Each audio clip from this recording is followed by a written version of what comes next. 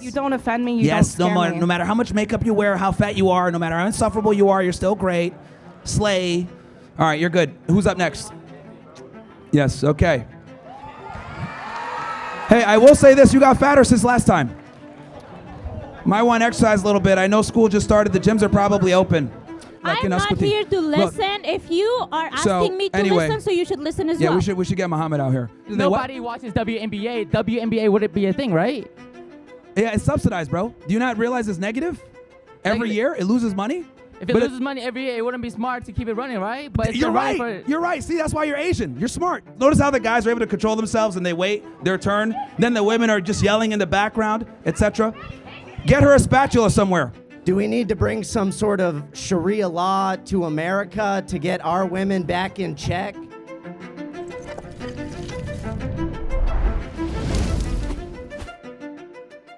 What's up, guys? Welcome. I think I'm here somewhere in South Carolina, right? Columbia, South Carolina. I think that's where we're at right now. USC. Myron Gaines, one half of the Fresh and Fit podcast, a.k.a. the most misogynistic, anti-Semitic. I'm just kidding. So here are just some of my positions, I guess, that I can give you guys, both politically and culturally, so you guys have an idea of where I stand. Number one, women are dumb. They need to be second-class citizens. Blacks are crooks. Jews run America. Indians stink. Chinese are good with math. Trans should be in asylums and away from guns and away from our kids. Gays should not be able to adopt children. And Title IX is a scam. So my first topic here is trans should be in asylums. I mean, I think that's pretty self-explanatory. We saw what happened tragically in Minneapolis. Individual thought it was a good idea to open fire on innocent children. And this isn't the first time that we've had these crazies do this. This also happened earlier up in Tennessee. And I think we need to have a serious discussion on trans people, mental illness, and them not being able to procure firearms. You know, men and women are different. We're biologically different. And if you try to take a guy and tell him that he's a woman or he feels like he's a woman, something is wrong with him. So I think that creates a lot of issues for us as a society, and we need to stop cucking ourselves and thinking, oh, let's go ahead and just, he feels like he's a woman, so let's treat him like he's a woman. And then he goes ahead and plays in female sports and smashes all the girls because they suck. So it's like, for all the feminists that are mad at me, you guys should agree with me on this one at least, because I'm protecting female sports even though it's useless. So I do think that women should have the ability to play sports and everything, but let's not be delusional here and think that it's the same as male sports or that it's entertaining. Nobody shows up to WNBA games. The NBA has to subsidize it. And well, look, they're saying, oh, bro, we show up. First off, why are you talking shit about our women's basketball team? Because you don't know how to play basketball. That's your argument? And why are you talking shit about women with people with disabilities? Because most people with disabilities have sports with issues. So why are you talking shit about that? So what's your problem? So what's your main grievance? Is it about women's sports and basketball or disabilities? Both. Okay, well, for the basketball thing, women... Wait, let me finish talking. Oh, well, okay. So what about you? What's your disability? Do you have any disabilities? I have a high tolerance for stupid people talking to me. I'd say that's not a disability, sir, because you're racist. Thank you very much. That was a good one. Ask a bunch of questions and walk away. Makes sense. Perfect. Hello. There you go, guys. Prove my point right there, man. Hello. Women can't control themselves. Go ahead. I have a cool talent. If you give me any random date and year, I could tell you the exact day of the week you were born on. Say that again? Any random what? His mic is down. I can't hear him. Like, when's your birthday? Yeah, you got to talk closer to the mic. I can barely hear you. Go ahead. Like, when's your birthday and year, and I could tell you the exact day of the week you were born on. Okay, you're like a numerologist or something, or? I'm a human calendar. I'm a savant. Like, when's your birthday and year, and I can tell you the exact day of the week you were born on. Trust me. Do you need what is it? The day and the year? Yeah, the day and the year. Yeah, April 20th, 1990. April 20th, 1990 is a Wednesday. Oh, okay, great.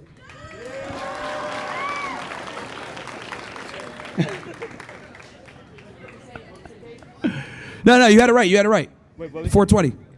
Wait, April 20th, 1990? No, that wasn't a Wednesday. That was a Friday. Okay, all right. It was a Friday. There you go. Okay, who's up next? Any other astrology people or numerologists or something? What's up, man? How are you? I'm good. How are you? I just have one quick question. What's Sure. your bench? What's a what? What's your bench? What's my what? Bench. Like Oh, your what's my one rep bench? max.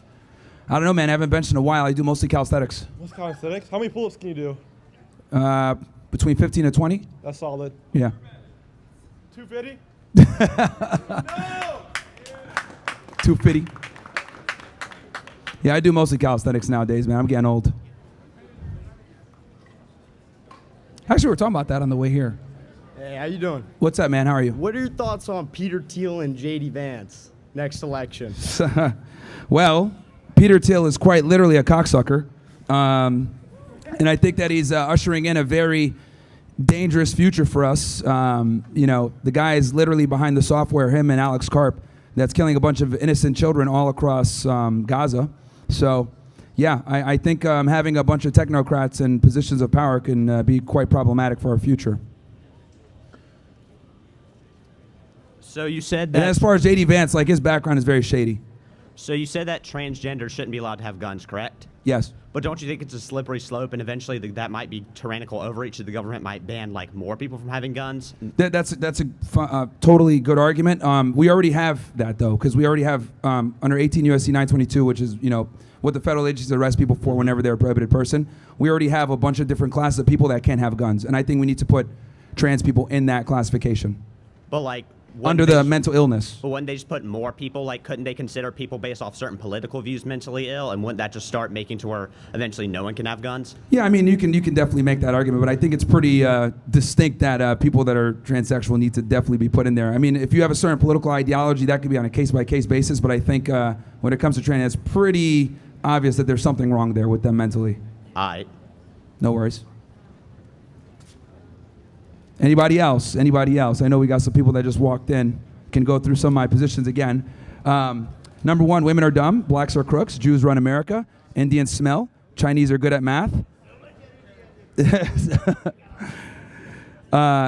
Trans should be in asylums and away from guns. Title IX is a scam, and female sports is a waste of time. I know that you guys said something about, someone was complaining about you guys have a good female sports basketball team or something like that. So, I mean, that's great and all, but it's like, female sports is kind of like, you have a kid, right? Like, let's say you got a kid or like a cousin or something, like a little cousin. He gives you like a painting that's all crappy and it sucks and it's like finger painting or whatever. And they give it to you and you're like, oh, thank you. And you like frame it or whatever more because like you love them. No, not necessarily because the art is good. That's like female sports. Like you're there because it's like, okay, I go to school here. I like this girl or I like this person. I'm here to show support. But like realistically speaking, you're not there because it's like actually good. You're there as like moral support. That's like what women's sports is kind of. Because the reality is, we would just, if they were so good, they would compete with the men, but they can't do that. So, and I also find it interesting how we'll sit here and we'll subsidize female sports, right? Even though it's like negative, doesn't make money, it's completely an L. But like we would never do that for male sports. Like if the NBA for some weird reason was like negative and didn't produce any type of profit, we would get rid of it. We would completely, it would be disbanded. But like for the WNBA, we allow it to keep going, even though it's a money sink because of feelings, right? This kind of comes back to my whole concept of, we make separate standards for women while simultaneously watering down the entire industry. I'll give you another example. I don't think women should be in law enforcement, especially in positions where they're going to have to be hands-on, right? Because I could tell you someone that used to work in law enforcement, and anyone here that works in law enforcement knows you have a female backup, it's like, damn, you're pretty much on your own. Because they just don't have the same physical capacity to take down a suspect or enforce an arrest properly. And a lot of the times their ineptitude will put you in danger. They're more likely to shoot. They're more likely to escalate because they don't have the physical strength to subdue a person or a suspect. And it creates a lot of issues. So that's another example. Military as well. What's up, man? Your mic is... Is it good now? Okay. Yeah, it should be. You got to talk real close to it, though, because... Yeah. I can hear now. All right. So last time you were here, I asked you about your sympathies for the Nazi Party. Would you mind elaborating on, like, why you believe the Nazis are a good thing? Well, the thing is, you want to... We just started the stream up, right? Yeah, because we just started this thing. Look, we'll do that at the end. We'll do that at the end. Does anyone else have a question, or would they like to hear the answer? Well, we'll do it. We'll do it at the because here's the thing: is we're streaming right now.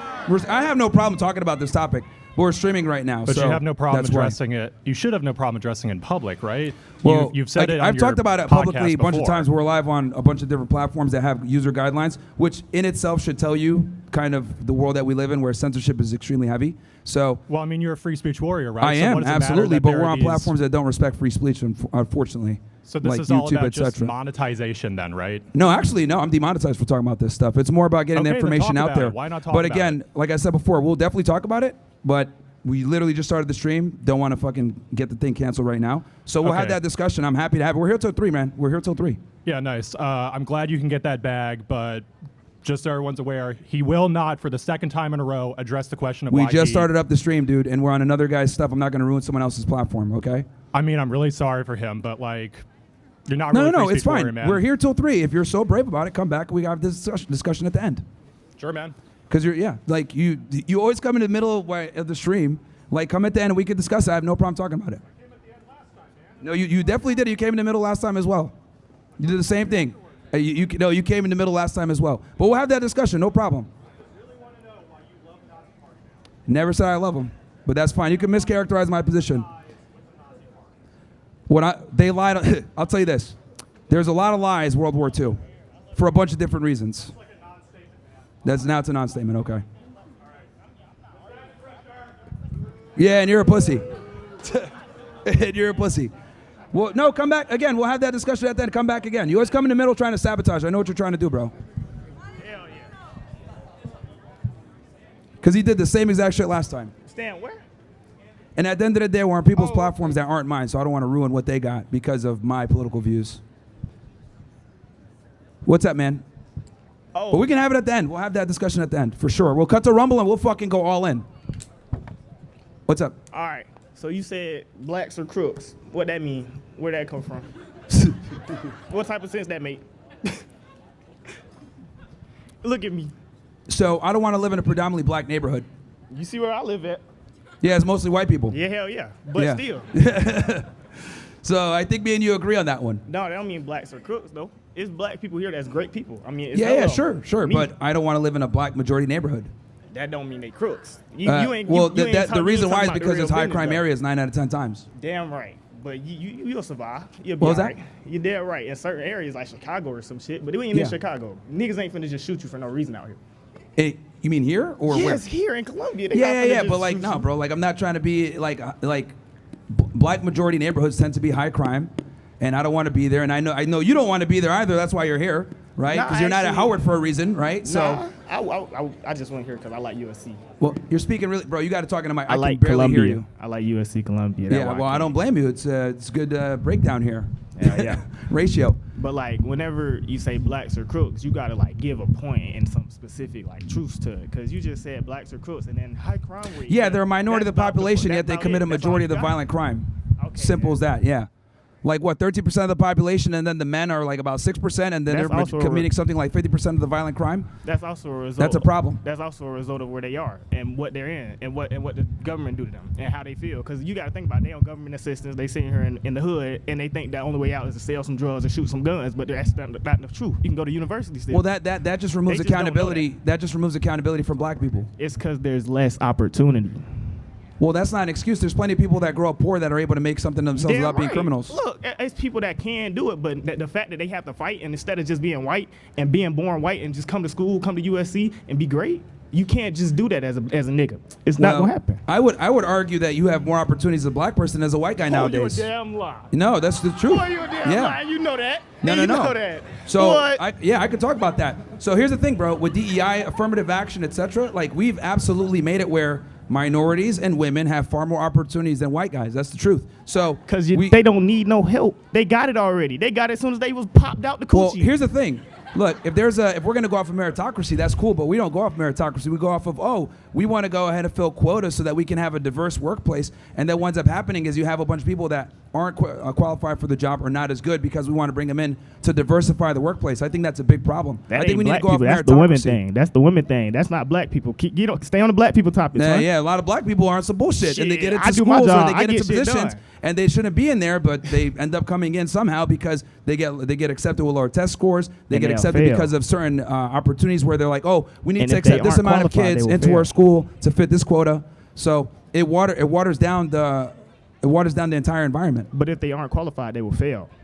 What was that? If they aren't qualified, they will fail the course, no matter if they get in or not. No, they get in with lower test scores. Yeah, my and point. they get in and fail if they aren't qualified. But for the it, point right? is they took that position from someone else that wouldn't have failed if they got in. So they get an opportunity they never deserved in the first place. That proves my point. They get in, they fail. They shouldn't have been there. Yeah, exactly. They failed. They just ain't make it. They not. But they good took. enough. You don't understand. For them to get that spot, It's they an displaced example. someone else That's that one was person. qualified. You talking about some small couple people that get in. Oh, and now not small supposed to be couple people. Because I'm a person that done got there for a reason. You feel me? So whenever you somebody that got there for a reason, it's a difference between somebody that just got there because they black.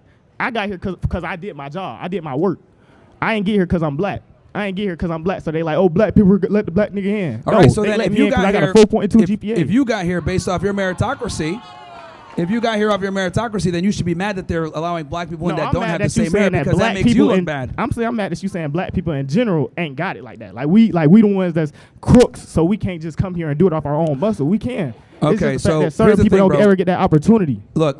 This is that victim mindset again that black people tend to have. Yeah. If you grow up in a bad environment, right? You can't blame everybody else for growing up in a bad environment. You can overcome and make something of yourself. But it's no one's obligation to feel sorry for you or make concessions for you to be able to get in or for them to lower their standards because you grew up in a bad neighborhood or you grew up poor. I grew up poor. I was able to figure it out, right? I grew up with brown skin. I grew up Muslim. I grew up with all the stereotypes against me, but I was able to figure it out and I didn't let that stop me. So the problem is that people will sit there and say, oh, I'm from the hood, blah, blah, blah. It's like that. You're limiting yourself. Yeah, but they could be from the hood, and then their uncle is the goddamn big homie. They Uncle OG. They the OG. He gonna jump them in as soon as they turn 12. As soon as he hop off the porch, he born into this, bro. He gets stuck there. As soon as he hopped off the porch, who chooses if he jumps off the porch? Yeah, but he ain't got nowhere to go after that. Once he do, at 12 years old, hey, he already in the streets. He's stuck there forever. Now. Okay, so let me ask you this then. His ass, kill him if he try to leave. Let me ask you this. Right? Do you think black people have agency? What? Do black people have agency? Oh, I don't know what that is, twin. Bruh. You gotta let me know. Okay. You gotta let me know what that is. He said he don't know what that is. Yeah, you got the 4.0, bro. Like, come on, man. 4.2. Yeah, 4.2. Bruh, this is why college is a scam, bro. Holy. College is a scam. Yeah, yo, like college is a scam, bro. So, look, we can't sit here and say, oh, they're going to hop off the porch on one side and be like, oh, my God, we got to, make all these concessions for them. And then on the other hand, be like, oh, yeah, they don't have any agency. It's like, dude, you got to take accountability. It's either you're an adult and you make your own decisions, you got to live with those decisions, or not. We treat you like a second-class citizen. Last time I checked, I think MLK fought for equal rights, equal civil liberties, which means you got to deal with the responsibility that comes with that authority. What's up, man? All right, so I believe you quoted the statistic. You said 13% of the population commits 50% of the violent crime, right? Well, 30% of the population is black.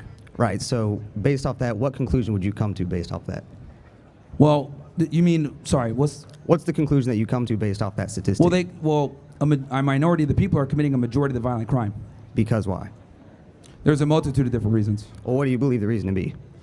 You think it's broken homes, the lack of the father figure in the household, bad culture, elevating, drug and hip hop / gang violence and over going to school and being educated, a multitude of different reasons. It's very complex. And because of that, you would say that in general, you generalize that black people Can you are speak crooks. up, bro? Guys, we got to turn up the mic for these guys because I can barely hear them.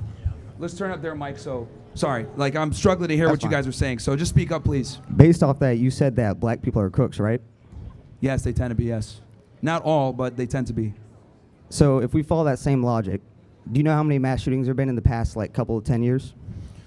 How many mass shootings? Yes. Yeah, how many mass shootings? It's about 3,000 or 4,000 since 2018, right? Okay. How many of those shootings have been perpetrated by trans people? I know this year, or over the past 2 years, we've had 2 or 3. It's Nashville, 4. this one. It's 4 since 2018, right? It's 4? Okay. That's 4 too many. Right. That would come out to about 0.1% of the population, right? Sure. Do you know how many people in America are trans? How many? About 1 or 2%. Yeah, it's a very small percentage, yeah. So, I've talked about this before where I've said that people on the right wing tend to inflate the trans problem.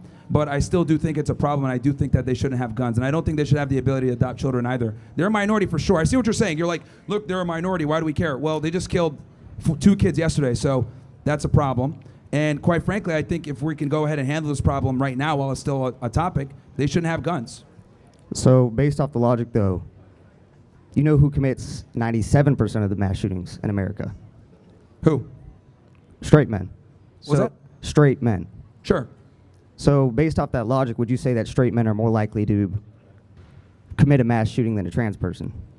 Well, straight men are also the majority of the cops, the majority of the firefighters, the majority of the guys that protect this country, the majority of guys that are in our armed forces. 97% though. Yeah, but that's true. But the reality is that they're not mentally ill. Like if you're trans, definition, you're mentally ill. Something's wrong with you. Okay, versus being a straight man, that's natural. Not the same whatsoever. Not an equal comparison whatsoever. My point is, though, you're trying to say that trans people are more dangerous and they shouldn't have guns whenever they, per capita, commit less mass shootings than straight men, which is a per capita stat that you brought to earlier, saying that's why black people are crooks, is because 13% of them commit 50% of the violent crimes, right? So why can't you apply that same logic to straight men? Because, again, being straight is natural. It's the way that we've been able to create this beautiful society we have now was created by straight men, right? Trans people are inherently sick. Something is wrong with them. If you cannot sit there and identify the fact that you don't know what your gender is, well, life is a lot harder than figuring that out, which bathroom you got to go to. So these are people that aren't mentally assimilable to the society, and they need to be, kind of kept out from certain privileges, such as having a gun. Even though they commit less shootings. And to compare them to straight men is absolutely ridiculous and even ludicrous. Though they commit less shootings than other groups, and right? not only that, also keep in mind that 60% of trans have mental issues. 60% of them, and that's just the people that decide to actually go ahead and go see a psychiatrist. We haven't even figured out the people that don't go see a psychiatrist. Right. So a majority of them are already mentally ill. That disqualifies them off rip. I don't think you're addressing my point about... I'm definitely addressing your point. You're trying to compare trans people to straight people. I'm comparing the numbers. What was that? I'm comparing the numbers. Yeah, but the numbers need to be stemmed from somewhere. And if we're going to compare the numbers, we need to compare apples to apples, not apples to oranges. You're comparing straight heterosexual men that built the world up to where we see now so that you can enjoy a lot of the benefits you have, like the headphones on your head,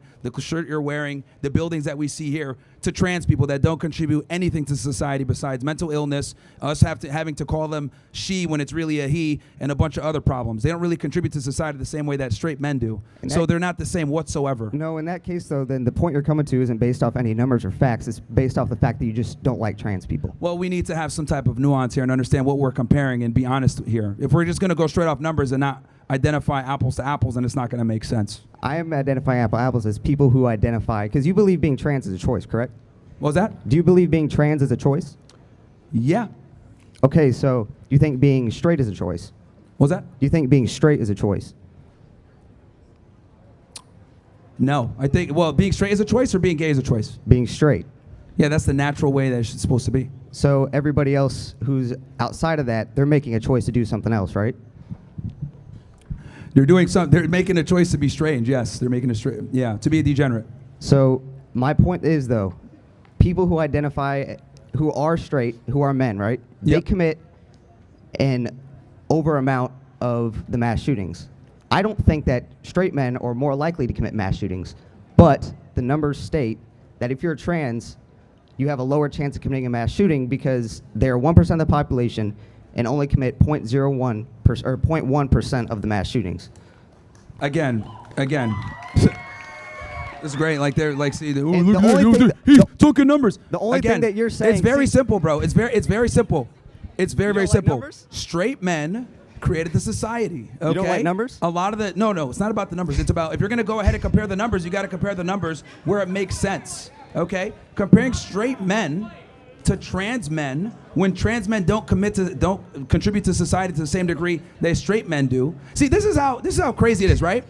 We live in this world, right? We live in this world where people forget how society was built. We've civilized the world so much that we've forgotten how we got here in the first place. We forgot that this country was built upon the backs of heterosexual men that had a family to go back to. So it went ahead and spurred ingenuity to go ahead and create a society.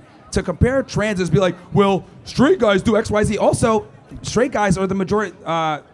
There's more straight guys than there are trans people. Right, and trans people don't contribute to society, so they're not going to get the same level of, I'm not going to give them the same level of, oh yeah, let's go ahead and accept this bad behavior from them when they're a minority and they only create problems. Okay, Straight so men it's not make the up same over whatsoever. 40% of the population, and yet commit 97% of the mass shootings. Again, but they also That's over double. But they also protect society. They also contribute to society. They're also the working force. They're also paying taxes. They're also doing all these so other that's things. okay. So they're allowed to commit double the mass shootings. Is what you're saying? well, if they're significantly more, then it only would make sense that they would commit more of the crimes if they do. But you're offsetting all the other positives that they're doing as well. I think everybody has. I think everybody has something to offer. That's not my point. My point is based off what I'm of, saying is that trans don't offer. That's the problem. So that's why a lot of their that's lot of the not issues that based they on any bring. facts, though. That's because you just don't like trans people. No, it's not that I don't like them. I think that they need to be put in a certain position where they don't have certain accesses to certain things that can create problems for the rest of society, whether it's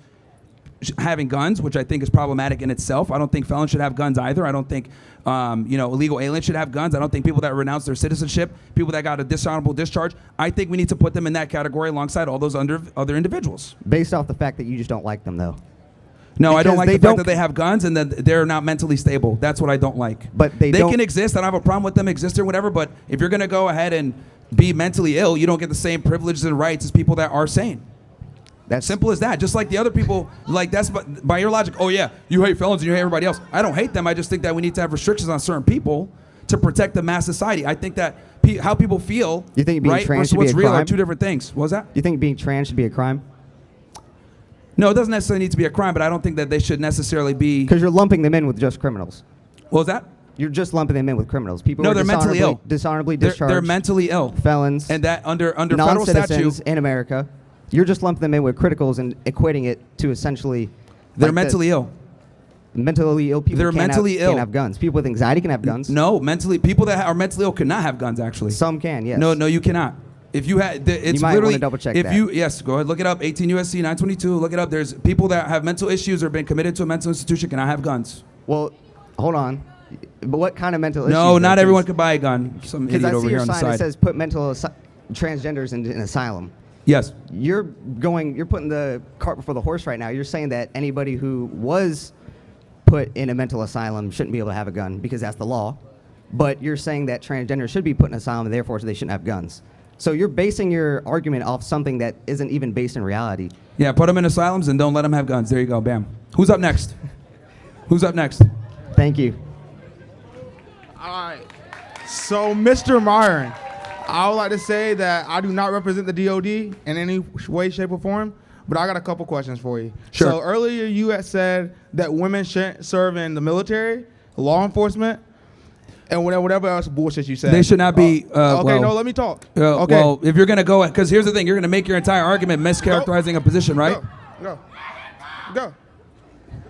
You also said that blacks are crooks. Then you also rebutted and also said that there's a majority of different reasons why. So one main factor you said is because the father wasn't in the household. Okay, I grew up with a single mother and my dad wasn't in the household, but that's also because what happened, the political parties and the government took the black father out of the household in the 1980s based off crack cocaine. Do you know what I'm talking about? Yeah. No. So do you want to do the military thing first, or do you want to go into, because these are two completely different topics? You can talk now. Go ahead. Okay. So my position when it comes to the military and it comes to law enforcement is I don't think women should be in positions where, in the military combat or with being a police officer, like in patrol, where they're going to be likely to be hands-on. If they want to be in a support position, I can maybe have a discussion there. But if they're going to be in a position where they're going to get hands-on with someone, I think that's problematic and creates issues for everyone involved in that shift, in that encounter. And then with the military, same thing. I don't think they should be in combat positions because, unfortunately, women are inferior to men physically, and that creates problems. You're only as strong as your weakest point. Why does it matter when the person next to you is going to be saving your life?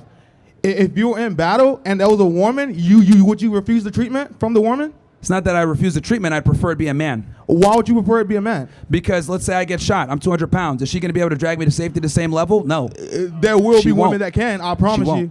She won't be There's able women to. in the U.S. military right now, and I know for a fact that will be able to drag you. There's women in the U.S. military right now that score above men on HCFT right now. Yeah. The minority. There's women on campus right now that score above men on the HCFT right now. Look, bro. Look. Do you want names? I get it. Do you want names? I get it. Like you're saying, put transgenders in asylums, but transgenders serve in the U.S. military right now, and they're just that's a problem too. They're mentally ill. If not better, they're mentally than ill. You as a piece of shit right now saying look at this shit. guy. Look, I get it, bro. You're trying to get laid. Some of these girls you think are gonna fuck you after this, but the reality is like simping for the girls and. Look, man, you can take the cape off, bro. Like, if I know you want to get some of these girls to fuck you after, but they're probably not. So this is the reality, okay? This is about basic human respect, and you need to get it through your mind. No. It's about, here's the reality, bro. Look, you gotta, calm down and make arguments off of facts and not feelings. The reality is, women are physically inferior to men in almost every way. Less lung capacity, less muscle density, less strength. Bone density is not the same. Women are just inferior to men in every way. I don't think that it's appropriate for women to be in combat zones where if I get shot and I need to get dragged, she will not be able to drag me. Now we're going to have her and maybe another person to come drag me and put 2 people on a job that could have just been 1. That's a problem, and this is just the reality. Now, ask anyone that works in law enforcement or in military, and they'll admit, if they're not going to get recorded or whatever, they'll admit to you, I prefer to have a guy in backup. I came from law enforcement myself. Whenever we had women going into the house or whatever, they'd blunder, they'd make mistakes, they're not as refined as men, they don't have the same finesse, etc. So I would always put them on the perimeter. I'm just telling you what it is, bro. Anyone from the professional experience will tell you this. It creates a liability for everyone else involved. So why do we got to go ahead and weaken the entire unit because we want to make women feel better or trans feel better? These people are mentally ill. They shouldn't have a gun anyway in the first place. And we shouldn't have women in these positions either. Have strong, able-bodied men. And let's be honest here, too. If any of you guys called 911, right, and you're literally on the verge of dying, or you're trying to get pulled out of a fucking house that's on fire, and you see 2 women show up, you're gonna be pissed, okay? You want 2 fucking guys to show up that are going to the gym that could fucking carry your ass out there. I know that for a fact. If you see 2 women show up, fucking Shaniqua and LaQuina, that don't go to the gym and shit, stomach hanging out, oh, we gonna save you. We gonna save you. Come here, baby. Okay. And then they can't even drag your ass out the house because black women don't go to the gym. Then what? Cooked. You're dead. Okay. You're fucking dead. And I'm saying what everyone here is thinking. That's why people are laughing, because it's the truth. No one wants 2 women to show up at the worst time of their life. When you call 911 and your life is on the line, you want 2 people to come in and literally get you out of the worst moment of your life. Bro, if I see LaQuina and Shaquina show up, I'm done. Just kill me. It's over. My God. So you feel that women aren't as equally as capable as men? They're not. Women are physically inferior to men in every way. So if you were to race a woman right now, any woman that I choose, you would beat them in every physical test I gave you. What was that? If you were to take a physical test against a woman right now, you would beat them. Bro, I'm talking to generalities here. In general, men are better than women at almost everything, okay? Physically. But you're clearly not if you're saying put transgenders in asylums. Like, why? Like, why can't you just love everybody?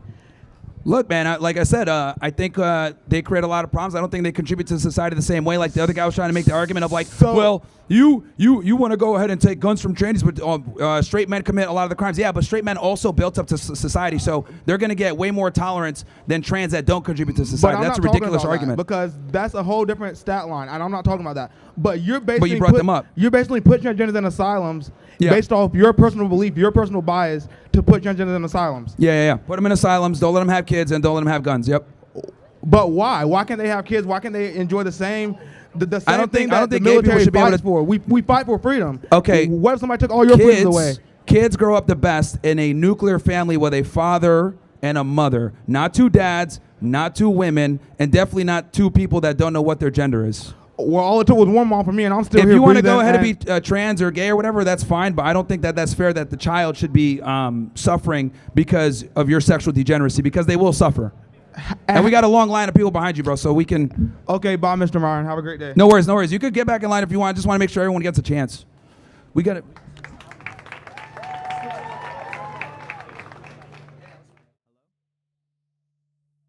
Yeah, what's up, man? Okay. So your main point for putting transgender people in asylums. Yo. Yeah, go ahead. All right. Let's put this one. So... We're going to switch the topic too, guys, because we got to run through these. Your main reason is that they have committed a handful of mass shootings, correct? Well, there's a lot of them are mentally ill is really what it comes down to. Is the majority of them have mental illness problems. Why do you think they're mentally ill? Dude, if you don't know what bathroom you should be going to or what gender you identify as, you are mentally ill. Something's wrong with you. If there was someone standing on this campus saying, you as a straight man, I do not accept your existence, do you think you would also be mentally ill from that? Do you think you could also develop anxiety or depression? No, I would tell them your existence? I would tell them heterosexual men built this country, so shut up, tranny. Okay. Wow.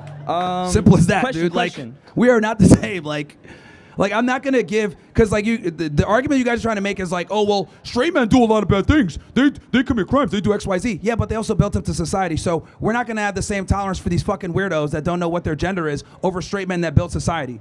The entire world that you guys enjoy now was built by straight men. We live in such a civilized world that a lot of you guys are so soft and pussy that you guys don't remember who built this world and how we got here in the first place. Because men are no longer men. Men go ahead and defer to female authority, thinking that women think right, when in reality, women don't build anything, okay? And in reality, women don't build up society. They don't control jobs that control infrastructure. So we've gotten so progressed and so fucking left that we forgot who built this country and who built society in the first place. The world that you enjoy now is based off of male ingenuity. Not female ingenuity, not trans ingenuity, not gay ingenuity, not none of that crap. It was straight men that built this world. So guess what? I'm gonna have far more tolerance for them. Yes, a majority of men are criminals and also retarded, but a majority of men are also geniuses and built up the world and all the inventions and all the conventions that we have nowadays. So they're gonna have another, I don't know what, I'm trying, you actually didn't invent Wi-Fi, double check that one. You should be in the kitchen, I don't know why you're talking.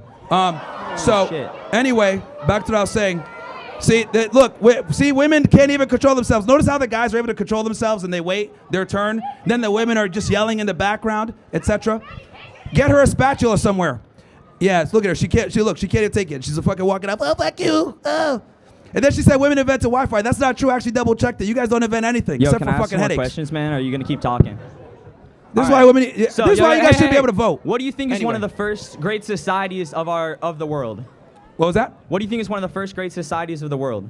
There's many. The Greeks, maybe? Yeah, Greeks, Have you Romans, ever seen the movie 300? Yeah. Many. What was that? Have you ever heard of the 300? The A band of homosexual Greek soldiers. The Spartans? They are the foundations that this society is built on. To say that homosexual people are mentally ill is just incorrect. They've been around since the dawn of humanity. Another question. Okay, you believe that all women are dumb? A lot of them are. Well, to be fair, people in general are dumb, but it tends to be more often women. Okay. And you believe that women should not be allowed to serve in the armed forces? Not in a combat role, no. Definitely not in a combat role. And honestly, all the women here would probably agree with me. I don't think women should be in a line of fire, or they should be in a position where they can get, taken as hostage, because that could create a bunch of diplomatic problems. Okay. So they would agree as much as they're sitting here. It's funny because women will sit here and argue with me about things that I say, but in reality, it's to protect them from themselves. They can't fucking serve in combat. And you're so worried about someone not being able to drag you out of a battlefield? Yeah. Well, isn't your whole thing losing weight? Shouldn't you just lose some weight, then she can drag you out? I'm 6'3", and about 195 to 200 pounds. I mean, I think I'm where I should be. I think a lot of guys that, go to the gym and train are going to be somewhere in the 180 to 200 pound range. And unfortunately, a lot of women can't drag that. So that's a problem, dude. See, what you're saying is, let's just lower the standards so we can go ahead and let women in. That's the problem. I think we should keep the standards the same and keep women out. I disagree. My cousin graduated from the Naval Academy in 2012, and she's now a lieutenant commander on a submarine. That's great. A minority, you can't make an argument for the minority. The majority of women can't do it. So, look, are there some able-bodied women that can go? The majority of men. What % of men are in the armed forces? The majority of the armed forces is men, though. I know, but you're saying that the majority of women can't do that. A majority of men can complete the physical standards versus a lot of women can't. Here's the thing, bro. You cannot take a 1% of women and be like, yeah, see, this woman could do it, so we need to go ahead and extrapolate these same rights and these standards to all other women. A lot of women don't want to be involved in it. A lot of women can't do it. And just because 1 or 2 can do it doesn't mean that a majority can, and that we should weaken the entire fighting force for a small percentage of people that can do it. That's the problem. They don't weaken the just fighting because force. They're capable they doesn't mean strive it's to optimal. reach the level that allows them to be in the fighting force. Again, just because they're capable doesn't mean it's optimal. Why not? If someone's capable because it's to do a minority. Job, why does it mean that it's not optimal that they do that job? No, because it's a minority. So just because they're a capable minority, they shouldn't be allowed to participate in a job that they're fully capable of participating in? Sure. I mean, if they can, this is what I think. One standard, if women can pass it, cool. But the reality is that's not what happens. We have to lower the standard so they can get in. That's my problem. If we have one standard and they can actually make it through, cool. But we're talking about if we did that, it would fall off immediately. Most women would fail. They wouldn't be able to make it through. It is what it is. Okay. All right. One standard. See you, man. There you go. I think we transitioned Israel's the enemy, right? Is the new one? What's up, Myron? What's up, man? You're the man. Do you want to give me any other random day in the calendar? like the day of the week, like I'll get it right, I promise. Like any random day and year, I'll get it right. I can't think of one right now. Wait, think of one. Say a random one, trust me. Like a 1900, 2000. Yeah, what is it? There you go, 4/20, 1989. April 20th, 1989. That is I got this one, Thursday. And follow my Instagram and TikTok, EthanFunk322. I love you, Myron. You're the man. No worries, man. Thank you. Who's up next?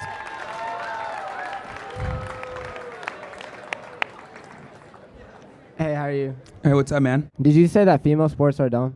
Yeah. Okay. Is your argument that it's not as entertaining as like male sports? What's your argument? That why female sports is dumb? Yeah, why are female sports dumb? Like just one. Let's like start with one. Yeah, they just suck. I mean, nobody wants to watch it. Well, a lot of people do watch them. Okay. They still suck though, and the reality is, my female sports don't generate nearly the same attendance as male sports for obvious reasons. So your argument isn't that they're dumb, but that they're worse? They suck. And like I said before, a lot of the times when guys watch female sports, there's like some type of affinity. Maybe you go to, like, for example, you guys have a female basketball team here, right? Yeah, sure. A lot of you guys watch them because you're students here and you want to support. But the reality is, if you weren't students here, you wouldn't be watching them. That's my point. Versus if you were, whether you were a student or not, you'd be watching NBA. Are you denying that most people that watch female sports actually enjoy it? No, I'm saying that female sports suck, and most of the time that people watch it, they're watching it for personal affinity reasons versus like because of the actual ability of the athletes. So do most of the people here only watch our basketball team because like they go to USC? Because they're students, yes. I don't know. Yes. I have a lot of family that doesn't. What was that? I have a lot of family that doesn't. They just watch it. Okay. Okay. All right. Cool. Doesn't change the fact that women's sports still sucks and no one cares. Okay. We just disagree. Cool. All right. Thank you. Who's up next? Guys. All right. Yo. You think that Israel's our greatest enemy, right? Yeah. I have to disagree. You see, in my opinion, I think the greatest enemy is corporations, you know? Because when you look into it, stuff like let's say you go to the store and you buy something, and they give you that receipt. The receipt is actually laced with estrogen, you know? The stuff that like make you a girl. And the people are like grabbing that. And the more people that grab it, the more people are turning into like girls. And I think it's so like big business can come in and like take away our minds so that like we can get like impregnated because we turn into girls. Another thing. All right, cool. You know, go ahead. Sorry. Yeah, do you have anything that's like on topic or no? Oh, no, it's about the enemy. I think the corporation's the enemy. All right, that's cool. Who's up next? Sorry, man. All right. No worries. Yeah.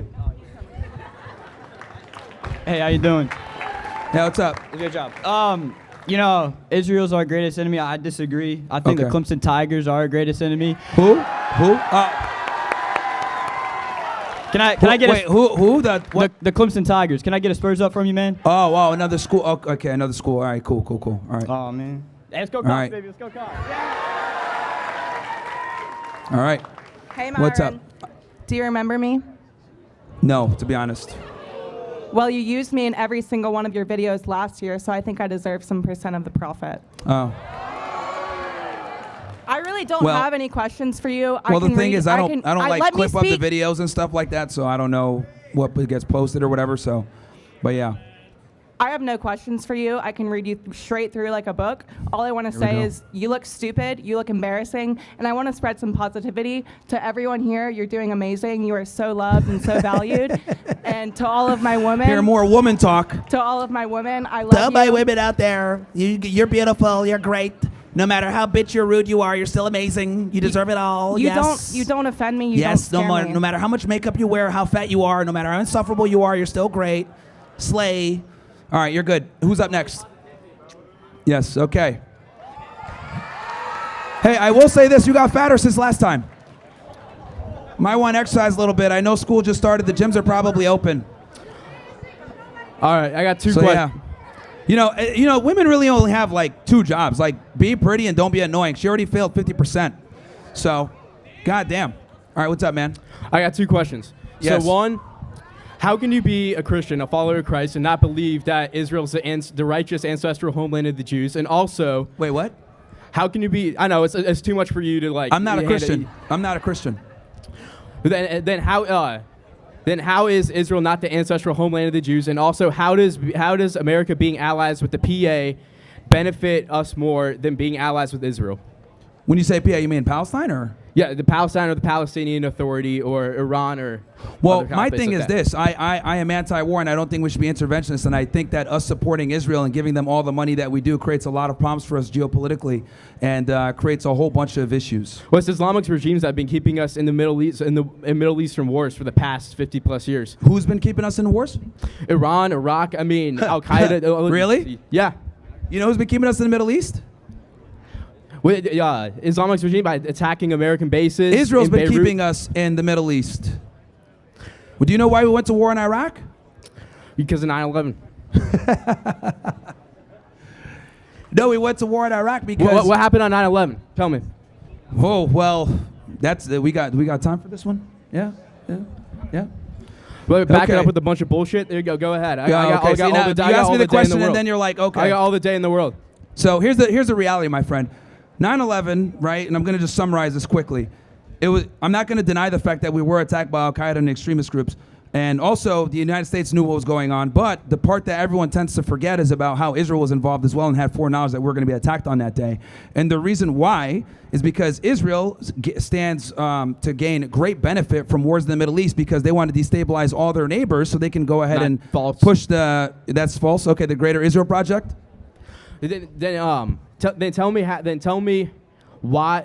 Then tell me the whole basis on the whole basis why Israel was founded was to keep the Jewish people safe. Nothing to do with destabilize the Middle East. Most Israelis, they want to live their lives as is, and you're just out here like spreading the lie that they were put in place to destabilize the Middle East. Because nothing what you said has been backed up by Israel started wars with all of their enemies. Credible historical scholar in history. Okay, so nothing again, you said has been backed up. Dude, you thought that you literally just said we went to war in Iraq because of 9/11. No, we went to war in Iraq because of Israel. Because Benjamin Netanyahu literally went over and came over to the United States and said, if we go ahead and we get rid of Saddam, because he has weapons of mass destruction, it'll have positive reverberations all across the Middle East. And what did we do? We went to war over there. 1 million people died. We got nothing to gain from it. We destabilized Iraq. And to this day, there's still problems there and instability all over the place.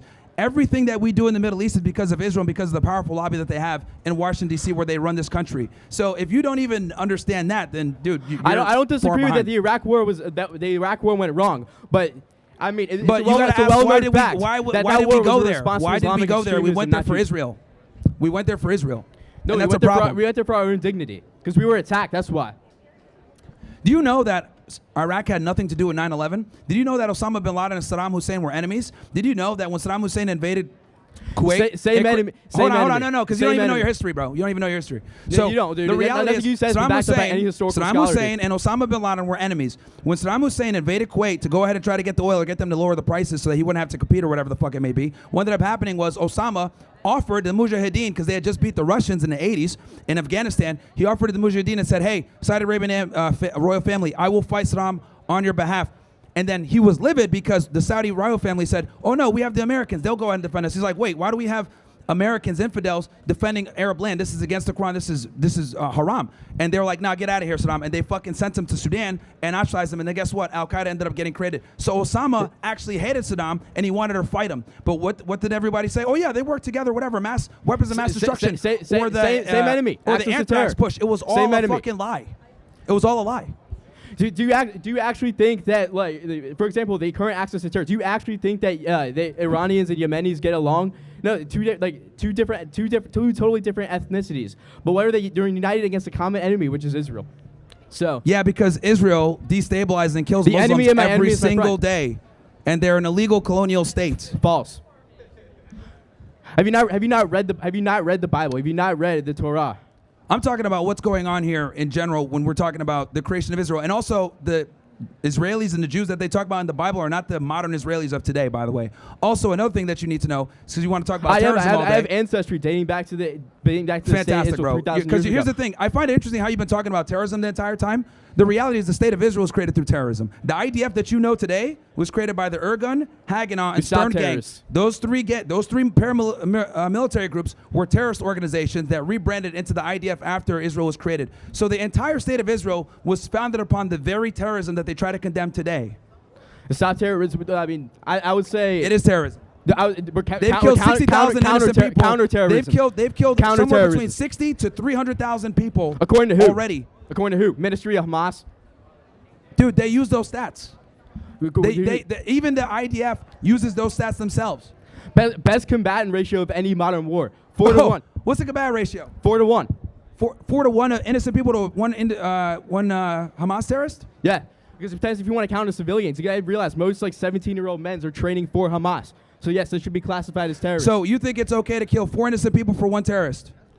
Well, I mean, look what the Allies did in Dresden. So if it's not. Here's the thing. Israel has the capability to do direct strikes. They did it in Iran, where they can literally assassinate people with pinpoint accuracy. That's unacceptable. Here's the thing. We also have the dude, are you Jewish? Are you Jewish? Yeah. You are. Okay, that makes sense. So here's the thing, bro. Let's just have a very honest conversation here. Jews don't value life outside of people that aren't Jewish. Let's just be honest here. They don't value Arab life. They only care about Israelis. Because the reality is you guys have killed 100,000 plus people, okay, off of 1,200. And let's be honest here. Of that 1,200 that were killed, how many did the IDF kill? Because you guys killed a bunch of Israelis that day as well. Because you didn't want to deal with October 7th? Yeah, on October 7th. That's just wrong, dude. Oh, really? Have you not seen the videos? Yeah. Do you know what the Hannibal Directive is? Did you not see the videos of Hamas going into Kfar Aza, shooting children, shooting women, shooting dogs? Do you know what the Hannibal Directive is? No regard for life. Do you know what the Hannibal Directive is? Tell me. See, that's the problem. You don't even fucking know. You're just over here yapping. You don't even know what happened on October 7th. The Hannibal Directive is when IDF kills their own people. You don't even know what happened on October 7th. I just told you the Hannibal Directive was activated on that day. The Hannibal Directive is where they kill their own people to avoid them being taken as hostages, so they don't have to deal with the diplomatic nightmare of getting them back. The IDF came on paraglides to drop into a music festival to kill their own people. No, they came in Apache helicopters and killed their own people. I didn't see that. Where's the video of Apache helicopters? Please educate me. There's literally videos out there of them shooting at people. You can see it. And on top of that, how do you think all those cars were burned, right, with blown up? Hamas has that capability? No. Yeah. Explosives, dude. Every single terrorist organization has them. I mean, dude, the people that got killed in the cars literally got burnt to a crisp and blown up. Hamas does not have that capability. That was Apache Hellfire missiles, dude. You got to do some better research before you come over. Let's go to the next guy. Show me the videos. I'm asking for your research. Where is it? Sir, go on your phone, type in Hannibal Directive, educate yourself a little bit, then come back and we can debate. Because you can't even have this conversation, dude. I'll come back in 5 minutes, dude. I'll show you my receipts. And then you go ahead. Yoav Gallant, look him up. That was the guy that admitted he was your defense minister. And he admitted that the Hannibal Directive was activated that day and they killed their own people. All lies, dude. Look it up on your phone, man. All lies, man. Look it up on your phone. It's very Jewish behavior, not surprised. How you doing, man? What's up? What's your name? Go ahead. What's your question? What's your name?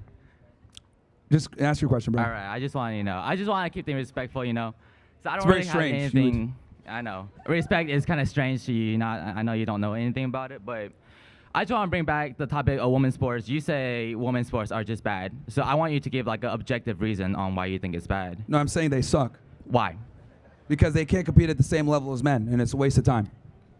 Then why are women's sports a thing? Why are what? Why are women's sports a thing? Because we want to make women feel equal and happy. Isn't that the goal of America? Equal opportunity? Well, here's the thing. Egalitarianism, right, is great on paper and all, but it's not realistic. Because men and women are not equal. We're not the same. If it's not realistic, then why is it happening right now? Look at women's rugby. Have you heard of rugby? Yeah. All right, so why is women's rugby so highly popular now? Why is it on the rise? Dude, no one watches women's rugby. What are you talking about? What the fuck? Oh, goodness. Get low, this guy. Anyways, Bro, what the fuck? How about this? Name of 10 female rugby players. Go ahead. 10 female rugby players. Go ahead. I can't name it. Okay, exactly.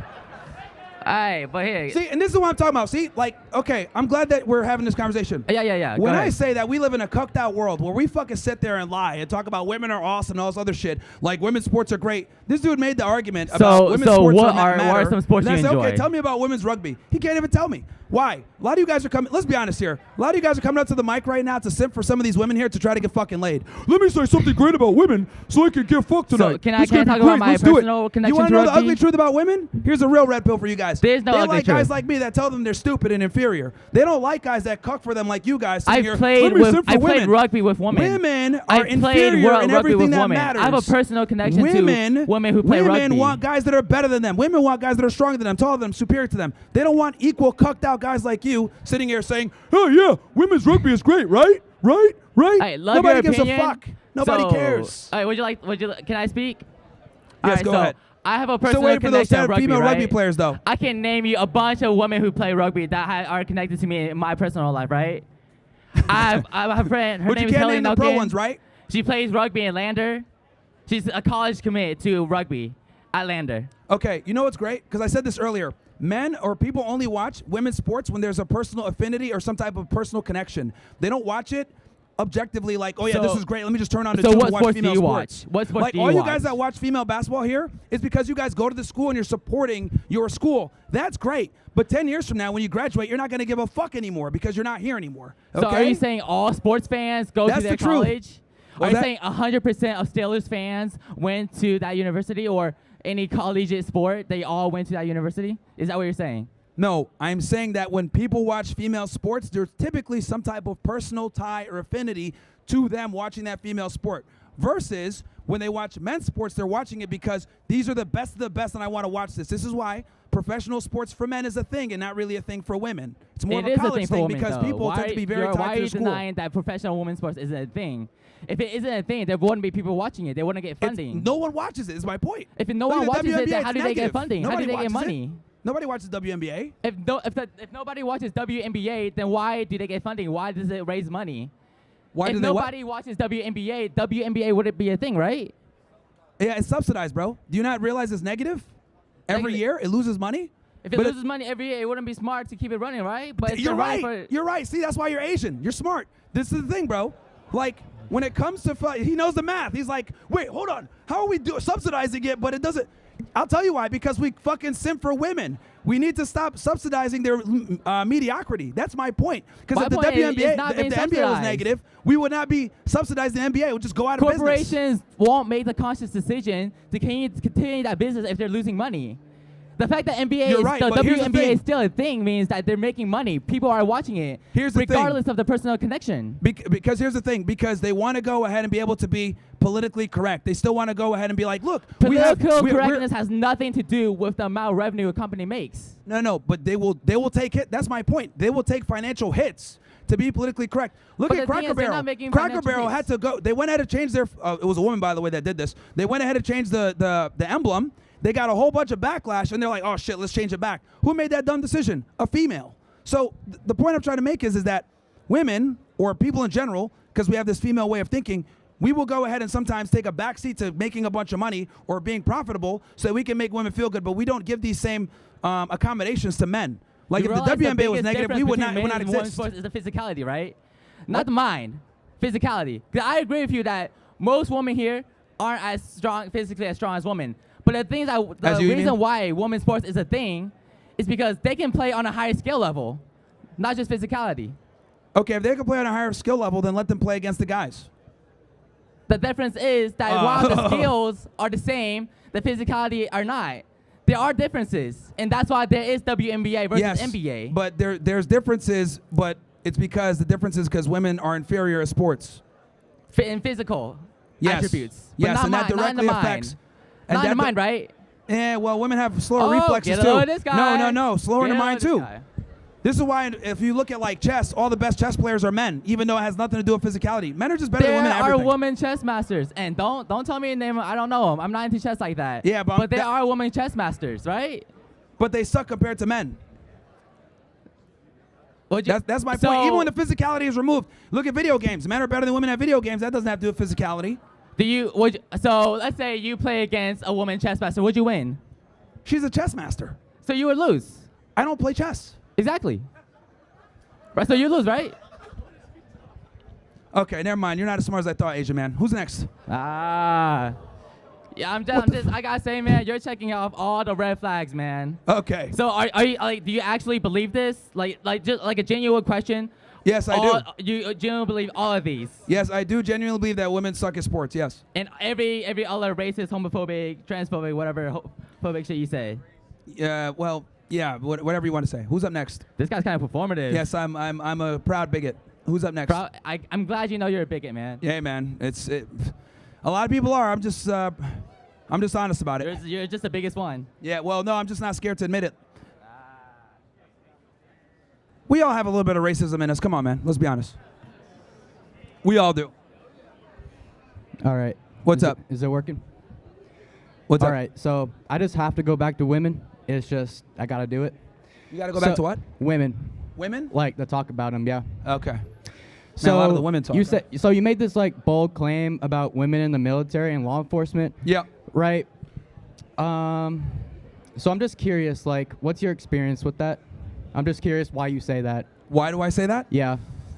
Well, my experience, I actually used to work in law enforcement myself. I was a special agent with Homeland for almost 10 years. So I dealt with female agents and having to put them in operations, and it never really turned out well. I got a bunch of buddies that are in law enforcement military, and they've told me before having women on their team is bad. It just doesn't help out. And that's just because they're women? What's that? Like, so you've had bad experiences with men too then, right? Well, again, yes, you can always have bad experiences with men as well, but with the women, it's far more prevalent. So you're absolutely sure it's just women? So there are like plenty of men that make a lot of mistakes. Like there are a lot of male officers that just like shoot people for no reason. So I'm just like really curious why you're really pinpointing women. Like mentally, they're no different than men in like IQ and intelligence. Like that's just fact. We're not different in that way.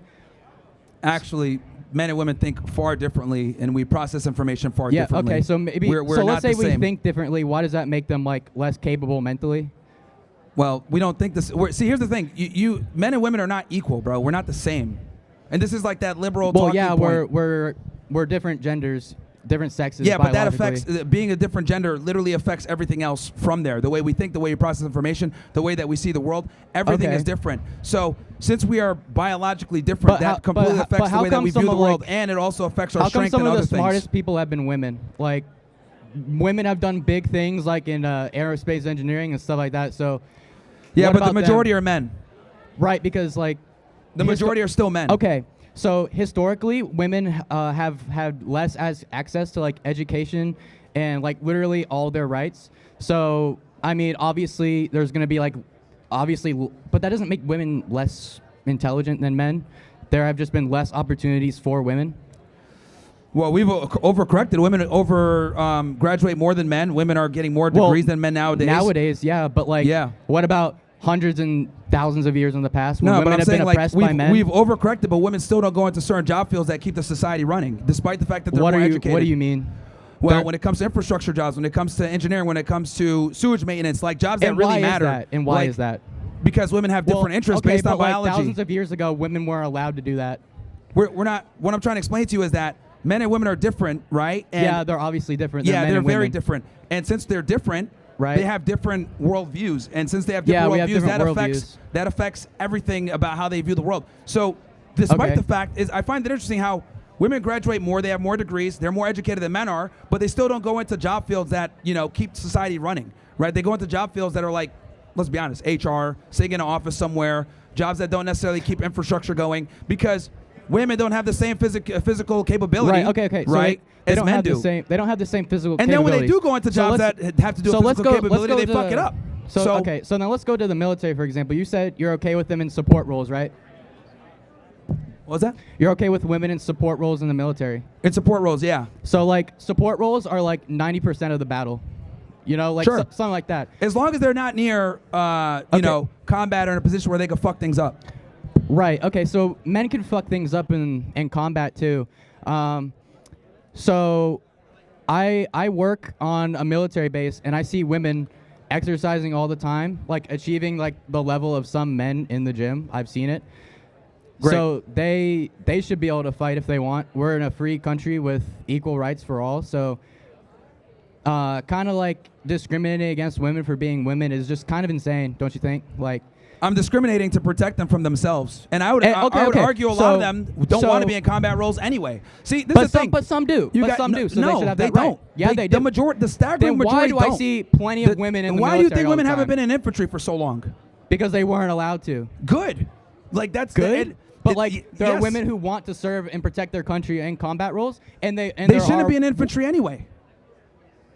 And that was back when America was based. That was back when we weren't idiots. Why are men like? Why is it their job to like determine if a woman could fight or not if they want to? That's their right. And there are women who can reach the standards because men are of leaders. Men are leaders. Women are not. So since we are leaders, we must be the ones. Because we protect society, we run society. So, like, women don't. So the women like teaching students, they're leaders. They're in leadership positions. They're educating society. We're not talking about being a teacher, man. Well, we're talking about what we're talking about military and law enforcement. Roles.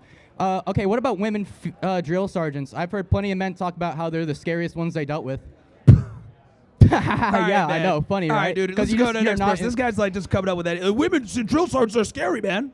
Bro, I'm talking about like people who have served in the military. I can't take a little bit seriously. She's yelling at me like, drop down and give me 20. I'm like, all right, bro. Like, make me a sandwich. All right, because you're just a loser. Because like you don't respect anyone or anything. Look, dude. Again, you're another guy that's trying to get laid tonight. Look, I promise you don't have to simp like this for girls. Because I want to get laid tonight. They like guys that tell them that they're dumb. That's in your head. You're the one thinking about getting laid. They like guys that tell You're them the like one it who is. brings OnlyFans girls on your podcast so you can. Yeah, and they make better arguments than you do. This is pathetic. Okay, they make better arguments than you do. All right, well, they at least understand their biological limitations. They at least understand. All right. Well, at least while you're on campus, at least like follow like the rules that we're supposed to follow. The Carolinian Creed.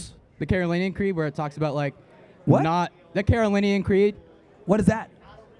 The rule, like the guidelines for apparently it's saying it's not a real thing. It's not real. Okay. No, the guy in like your little corner is talking. Yeah, he's making up some fucking. I don't even know what that is. It's probably some cucked out fucking law, like where you got to be nice for some shit to women. I don't fucking know. Yo. Hello. What is your position on foreign involvement in Ukraine and Russia? What was that? What's your position on foreign involvement in Ukraine and Russia? We need to get out. We need to stop giving them money. I would argue that Vladimir Putin has more justification to invade Ukraine than we did invading Iraq, contrary to what the dumb Jew said earlier.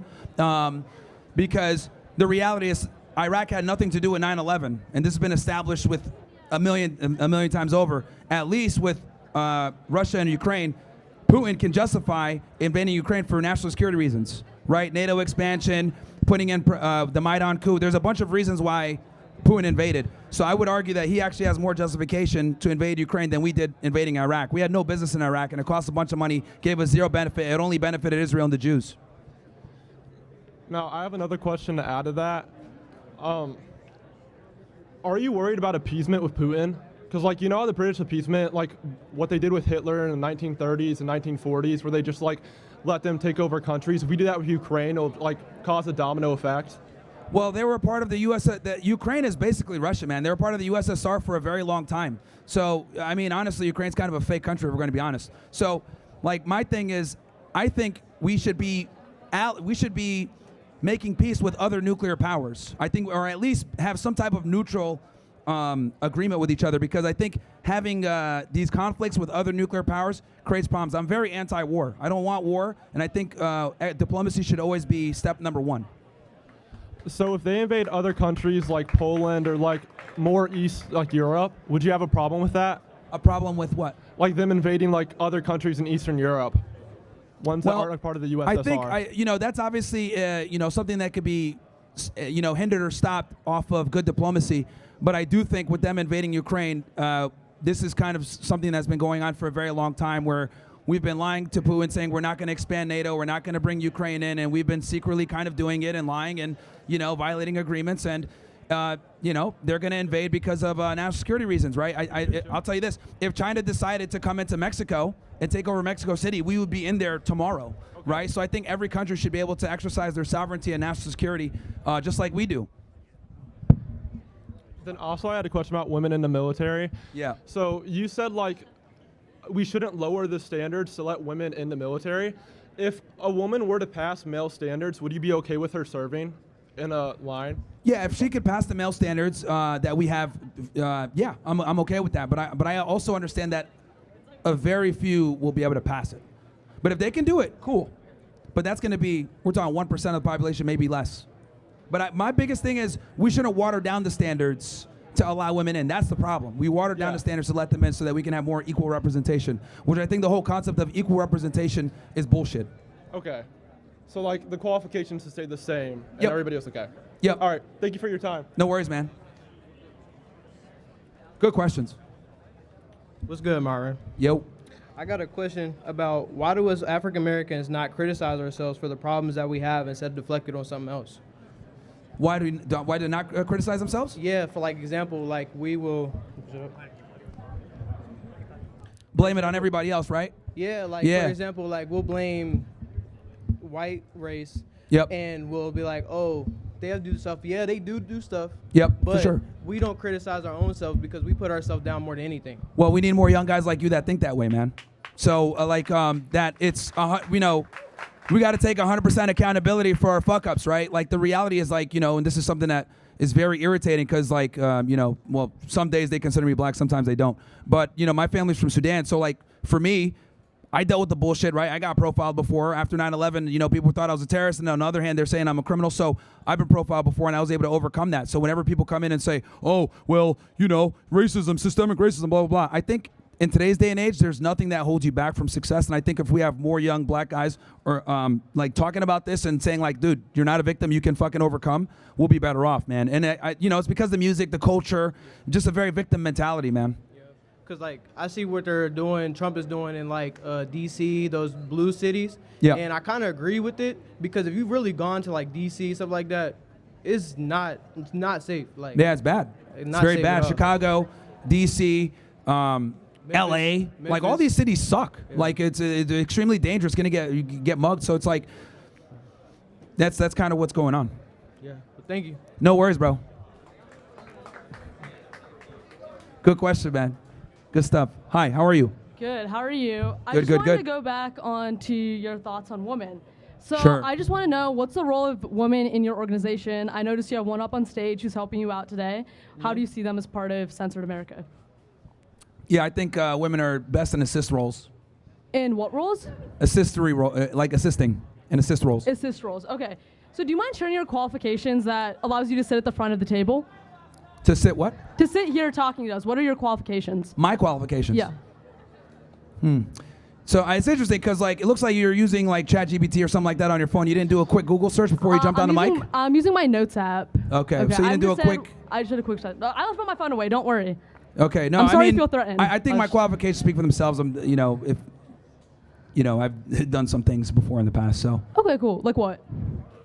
What's your question? I was just wondering what your qualifications are. You have a platform here today. You're talking to all of us, and we're all here to listen to you. So I just want to know what your qualifications are that make you feel like you're qualified to answer these questions about politics.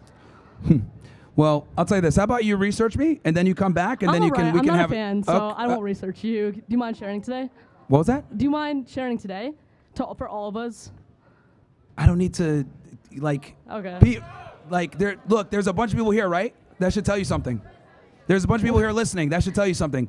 I don't think I need to go ahead and tell you what my background and qualifications are. I think if you research and do a little bit of Google search, you'll know exactly what it is. I don't need to. All right. And then do you mind going back to my second question of why do you see women as only assistants in your organization? You're saying that you said that they're not physically strong. What benefit do you see by putting down women, by justifying that women are less superior than men? Well, men are just better than women at most things. Like this is just the truth. We're better leaders. We're more logically sound. We create the society. We're leaders. We're stronger. We're physically superior. Like most geniuses are men. Like this is like, look, I know this sucks to hear because we live in this like egalitarian society where we're supposed to sit here and care about women's feelings. But the facts are the facts. And most human innovation was led by and run by men. You're saying most invasions and wars are run by men? No, innovation. Innovation. Innovation? Innovation. Like human innovation and progression has been pushed by men. Every That's really revolution not true. has been led by men pretty much. Have you heard about like the history of DNA? How that was discovered? We're about to get into the Wi-Fi argument next. No. This is not about Wi-Fi. It's basically about how the DNA was discovered, the credit was taken by men, but it was later found that it was taken by women. Do you see that as a potential occurrence for other innovations that have happened in history? Okay, where? I mean, okay. Like, okay, let's say we give that to you.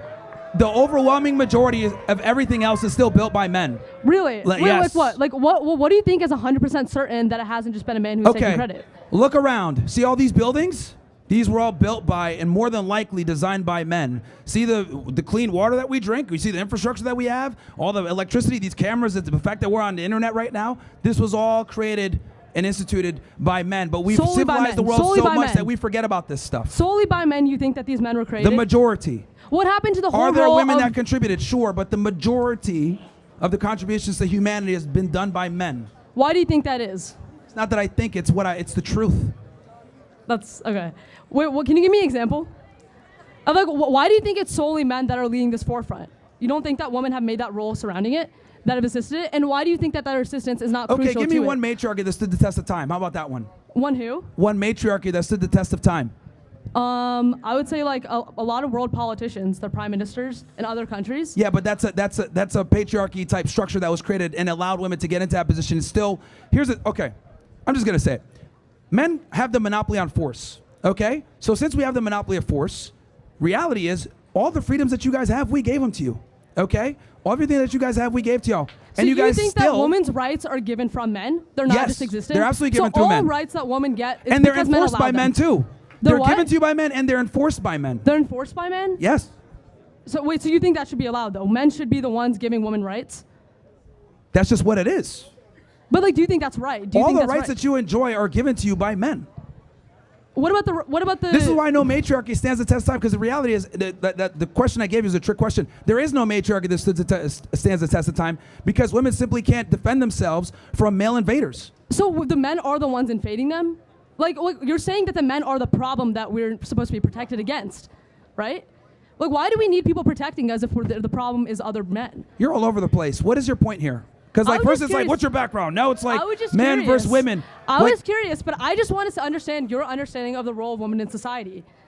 Women's role in society is to have kids, have families, be in the kitchen making delicious sandwiches, and being a great assistance to their man. That's where they thrive the best. I'm glad that's clear. Okay. They're not equal to men whatsoever. And when we try to make them equal, we fuck things up. I'm a big proponent of putting women back in the kitchen. So my question is, you say Israel is our greatest enemy? Yes. And would you agree that what they're doing in Gaza is like an ethnic cleansing and genocide? 100%. So are you pro-Palestine? Well, I'm pro-human. And what's going on right now is completely unacceptable. So you say America shouldn't give money to anybody, right? I don't think we should be giving money to Israel specifically, especially with what's going on. So should we be giving money to Palestine if it is an ethnic cleansing and it's a human rights issue? Well, here's the thing. If we're going to go ahead and be the responsible for 70% of the bombs being dropped on them, I do think at this point that we do have some duty to get some type of peace and to broker some kind of peace between the two and create whether it be a two-state solution or a one-state solution where the Israelis are forced to take in those Palestinians that they currently have an apartheid under, or living under an apartheid regime, because the reality is there's never going to be peace in the Middle East until the Palestinians get some type of sovereignty. But if you make a two-state, like you make Palestine its own state, wouldn't that be a terrorist led state? I would argue the Israelis are bigger terrorists than the Palestinians are. And then like how would we stop giving money to Israel? How do we stop? Yeah, if everyone in Congress is in AIPAC. You're right. That's a good question. We need to get them out of there. Dual citizen, we got to get them out of positions of power. But how can you do that if they're in AIPAC? Like everyone that is running for a government is in AIPAC. Like what's your solution to that? Well, again, we need to go ahead and get more politicians that aren't necessarily dependent upon Zionist money, Zionist lobby money. We need politicians that put America first, aka I would argue America only. And we need to ensure that we have people that have America's best interests and don't carry an Israeli passport. Like right now, we are absolutely our foreign policy is being run by a rogue nation that exercises terrorism to conduct ethnic cleansing and have the Greater Israel Project. And I think that's a problem because they have too much control and too many levers in American society, whether it's government, big tech, finance, so many different levers of power that they have. It's too much and we need to get them out of there. But how do you do that is my question. Wake people up.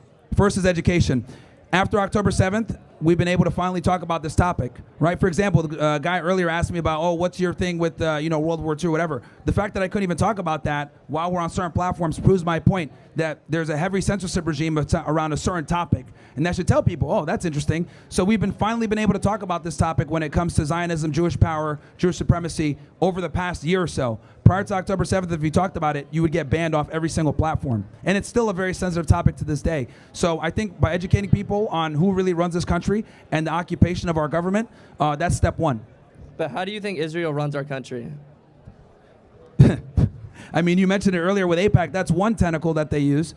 But there's an enormous amount of lobbying power that they have with being able to control our foreign policy. They basically dictate our foreign policy. Okay, my last question is, sure. You say, would you say you're a really good-looking male? I'm average at best. So my question is, how do you get women? What was that? How should a guy like you get women? Like, how should we try to get women? Like regular guys or? Like very good-looking guys like you, and then not very good-looking guys. Well, I appreciate the compliment. But no, what I would say is, pause for sure. I think what guys need to do is, like, when it comes to being attractive to women, I think men need to understand that women have way more options than we do. And the only way to combat that is you have to get your money on point, get in shape in the gym, have good frame, and understand that women are not equal to men and have that red pill mindset that you need to be the leader. And just have your, just understand how the world works. Be competent. Okay, thank you. All right, man, no worries. Good questions. What's up, man? What's up? Okay, so I just want to say a couple things, more so questions, not Hold on, really- before you ask the question. Yeah.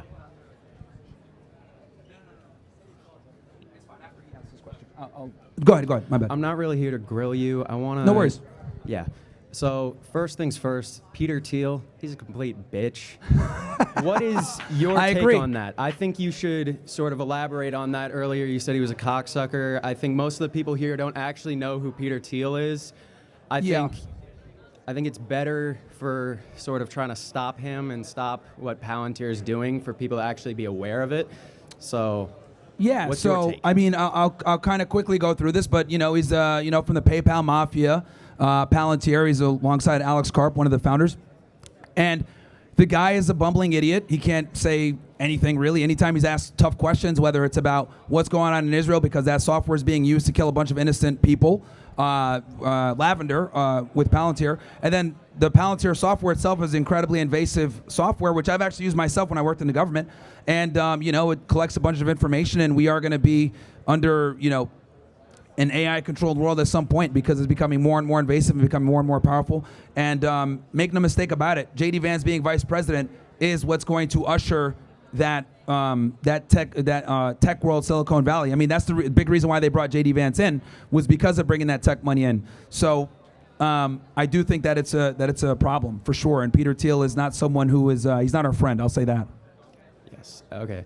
And second thing, I noticed that in all of these discussions here, it's more so identifying a problem, and there's not that much of a solution. Sure. What would your solution be to things sort of like Israel being in our government, how we stop that, certain things like these police states that are starting to happen in Washington, D.C.? Like, what's your take on that? How do we stop sort of overreach while also turning these things into something like with the actually Israel useful? problem, I think step one to that is simply knowledge, right?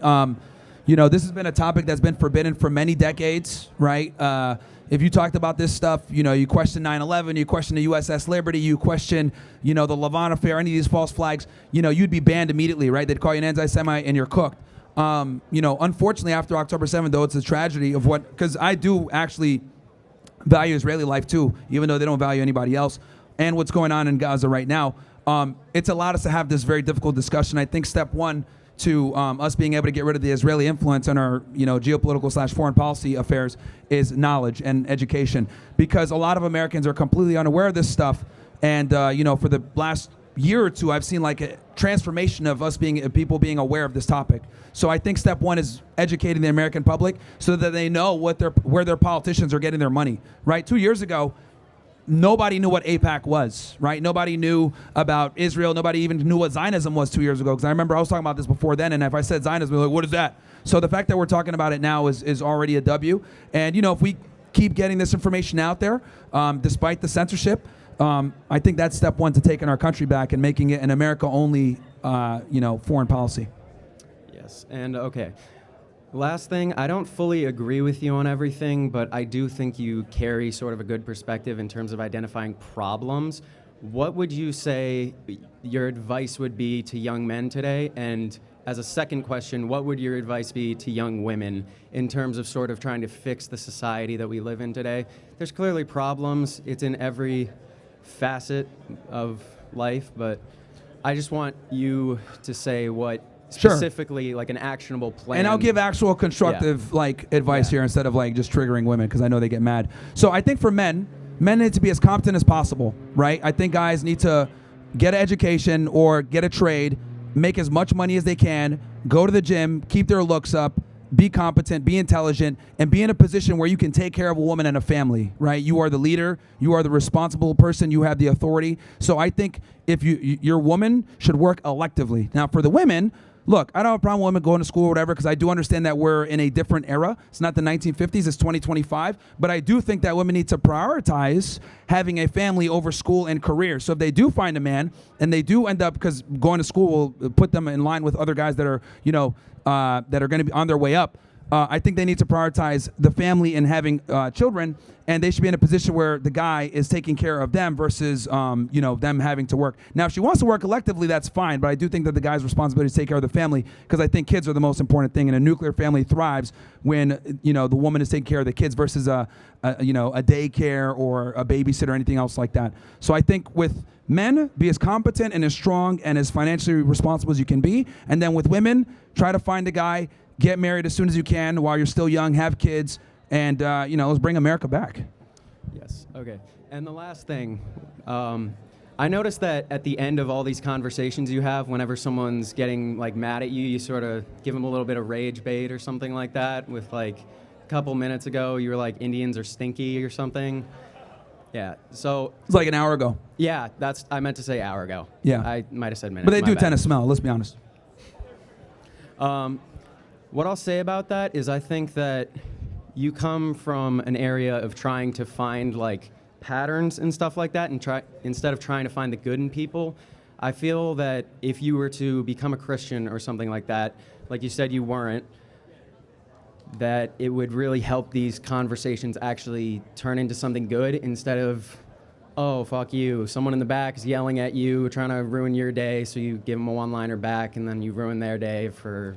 I mean, I got thick skin, man. Nothing. I understand that this type of... Here's the thing. Difficult conversations are going to lead to certain things, and I've accepted the fact that the way I convey my message or my message in general is not going to be palatable to a lot of people, because we live in a very pussified world where people like to hear comforting lies over uncomfortable truths. So, I've made peace with the fact that most people simply can't handle the truth, and that's fine.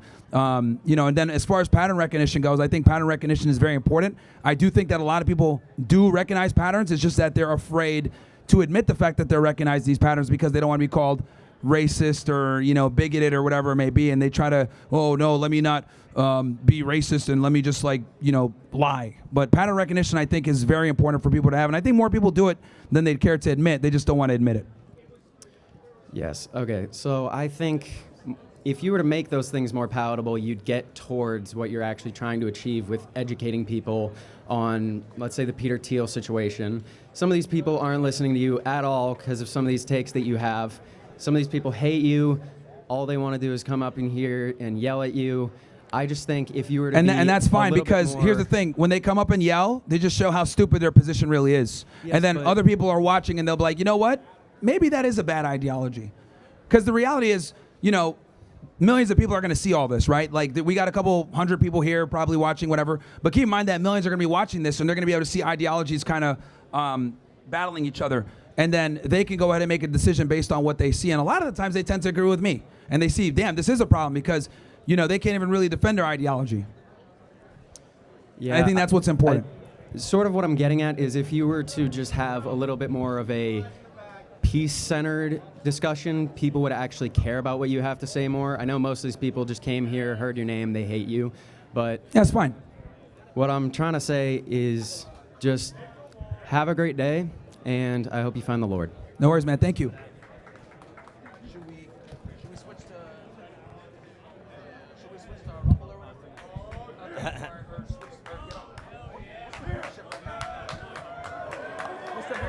Yo, what's up, guys?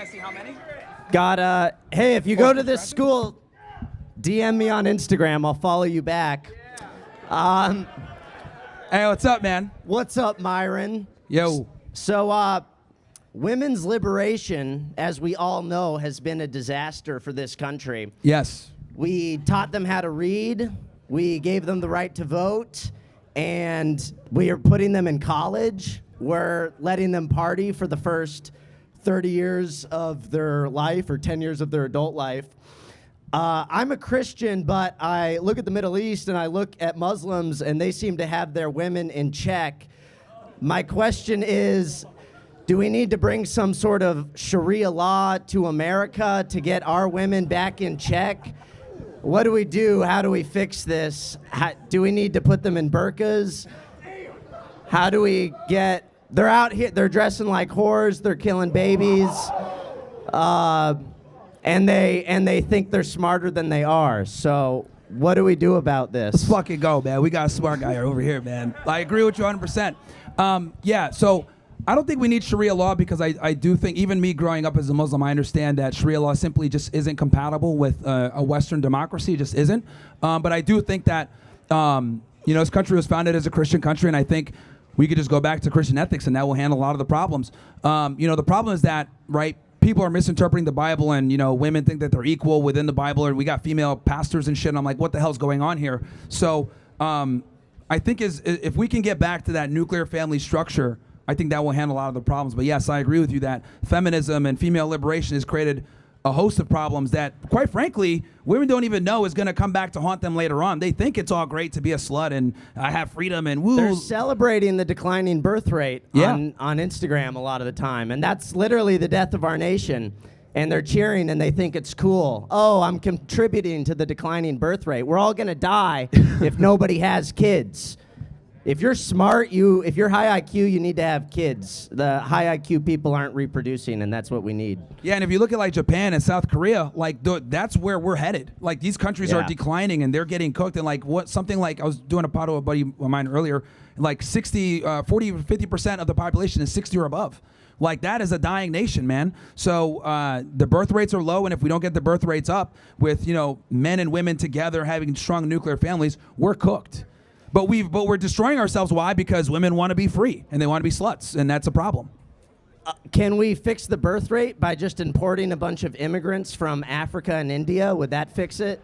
I don't think so, man. I think mass immigration is a problem. If we look at like what's going on, like if we look at Toronto, right? It's nothing but Jeets. So it's like, goddamn, man. It's getting basically fake India. college degrees. Yeah, going to colleges and malls and kiosks and colleges attached to Indian restaurants, literally.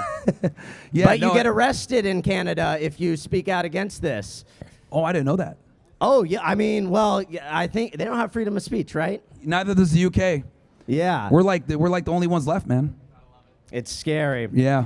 Anyways, I'll let you go. Thank you. Thank you so much for coming on, bro. Thank you. Never forget, Israel did 9/11. I think we can all come together on that, whether you're liberal, conservative. Israel did 9/11. Yeah. They are not our greatest ally. Yeah, man, absolutely. Women propaganda, guys, go check them out. Follow me on Instagram, Woman Propaganda. And we're going to do something later. We're going to do a collab, too. It's going to be lit. Yes. Yes. All right, who's up next? It's the homie right there. Collab incoming. What's up, man? What's up, brother? I have a few questions. Yes. So how do you make money? I sell drugs. Very funny, but for real though. Well, I mean, there's a bunch of, I'm a real estate investor. I have properties, right? Because I knew that being, having this line of rhetoric, people would try to cancel you. Obviously, we're on Rumble, we're on YouTube, we're on different platforms, and you gotta be kind of cancel proof whenever you have the views that we have, because censorship is very strong. It's receded a bit, which is good, but yeah. I mean, you can't really get canceled doing what you do. There's going to be people that agree with you. There's going to be people that hate women all over the world. Well, the thing is that let me be honest about this. I don't hate women. You have a my book thing called is Why Women Deserve Less. Yeah, so I understand That's them. kind of hateful. I understand them. So this is the reality. If you understand women, there's no way that you can look at them as an equal. You either look Okay. at them as an equal or you understand them. If you understand them, then you understand that there's no way that you could be looked at as equals because they're Okay. fundamentally different than us in every single way. Yeah, so that's true. that doesn't mean that I hate them. That means that I understand them. And if anything, I do more to protect them than liberals do. Because liberals sit there and say, oh, women should be in the workforce. They should be Not a paid liberal, by the way. 50%. They should be in the military. They should be in police jobs. They should be in lines of danger. I think we need to protect women and provide for them. Okay, that's awesome. You're a great guy. You protect women. Why do you think that just because they're like different that they can't be equal? Because that's precisely why. Because you cannot, if we're going to be different in almost every angle when it comes to biologically, there can't be equality there. Yes, there we're can. different. Yes, there can. Women are better at certain things than men. Like what? Emotions, understanding them. You don't understand emotions. I mean, look at you. Okay, I mean, look, I Do think. you think that that's untrue? That women don't have a better understanding of emotions than men? Because they actually do. Well, I think they're The way- more emotionally erratic, and that's a problem. Okay, I mean, sure. Yeah. Show you what? I can't hear what he's saying. Yeah, women are more emotionally erratic, and I think that's a problem. I would argue that Oh, men. so wait, shooting people's not emotionally erratic because men do like 98% of that. Well, that's a perfect example of what I mean when men aren't emotionally stable. That's a problem. Yeah, obviously. But men definitely have more stoicism. Oh, for the than women record, do. I do agree with you on like Israel and your foreign policy beliefs. Mhm. I have another question. Are you a Trump supporter? Yeah, I do like Trump. You like Trump. Now, with that said, Israel's boot is in Trump's mouth right now. That's actually one of the things that I'm heavily critical about Oh, okay. is the foreign policy when it comes to Israel. Okay. Like I like some of the things that Trump does, and I dislike other things, and I'm definitely open about criticizing him when it's due. Okay, fair enough. I don't think that you should probably like a president if the thing that you are apparently very passionate about, although we haven't been doing much talking about that. You've been doing your rage bait stuff mostly. But well, remember, people ask me questions like they're coming up and. What was that? I said I was still talking. You interrupted me. Yeah, but you got to understand also that this is my shit, not yours. Okay, so Okay. that you understand that you're the guest on mine. But That's fine. what I'm saying is that the way people are coming up and asking me questions, so Fair it goes based what they ask. So Okay, but I wasn't done with my complete thought. Go is what I was ahead, saying. go ahead. How can you support a person who is directly doing the bidding of your greatest enemy? That doesn't seem to make any sort of sense. Why don't you just not support any of them? Because all of them are going to like Israel no matter what, because Israel's the one that's funding them. For sure, and that's a problem that I've identified many times, and we need to get Israel money out of politics. But I do think he is Supporting better Trump's than, not how you do that, though. Well, here's the thing. I think he's far better than Kamala Harris. Okay. So my job really, when I voted for Trump, I was doing it to ensure that she doesn't get into office. Okay. I didn't vote at all because it That's does fine. suck. That's fine, and that's your right. But I looked at it like, me being from Florida and Florida being a very important state. I looked at it like we got to ensure that Kamala Harris does not get into office. So I voted for Trump, and What I don't about regret it, Kamala even though there are Harris's- things that piss me off that he's done. For Sorry, sure. what'd you say? I said I voted for Trump. I don't regret it, though he has done things that I dislike and I disagree with strongly, like Israel, for example. The thing is, though, Kamala Harris and Trump fundamentally do the only big difference, like actually that they'll actually do, is immigration stuff. And I know you love the immigration stuff, right? Like Yeah, I am very pro immigration enforcement. Because you were in the Homeland Security, right? Well, I've had pro immigration enforcement before I did that, but yeah. Okay. I think So, mass immigration is a problem. When you were in Homeland Security, did you ever deal with like a human trafficking case? Yes. Are you aware of what Trump did? Yeah, what did he do? Go ahead. Rape children on Epstein's Island? Well, the whole Epstein thing, I've been very critical about that. I think they completely fumbled the whole Epstein file thing. Yeah, they did. I mean, Pam Bondi and him and Kash Patel, and they need to do better with that. So, well, because they're guilty. That's why they fumbled it. Well, you can make that argument. That's fine. I wouldn't necessarily. I'm waiting until all the facts come out, and we can obviously assess it. I don't believe what Ghislaine Maxwell said during the interviews. Yeah, So obviously. we can agree on there. So do you think the facts are going to come out? Well, man, I'll be honest with you. They still haven't declassified JFK, and it's been like, what, decades later. So I guess 9/11, we're still waiting on that, too. Yeah, that's never happening. But yeah, definitely not. My main point is, Trump. So you dealt? Did you? You never answered. Did you deal with human trafficking cases? I don't remember what you said. Yes, I did. So how can you support a person that was involved with something like that? If you've seen how bad that it could be, the worst of it, I'm sure you have, that was your experience.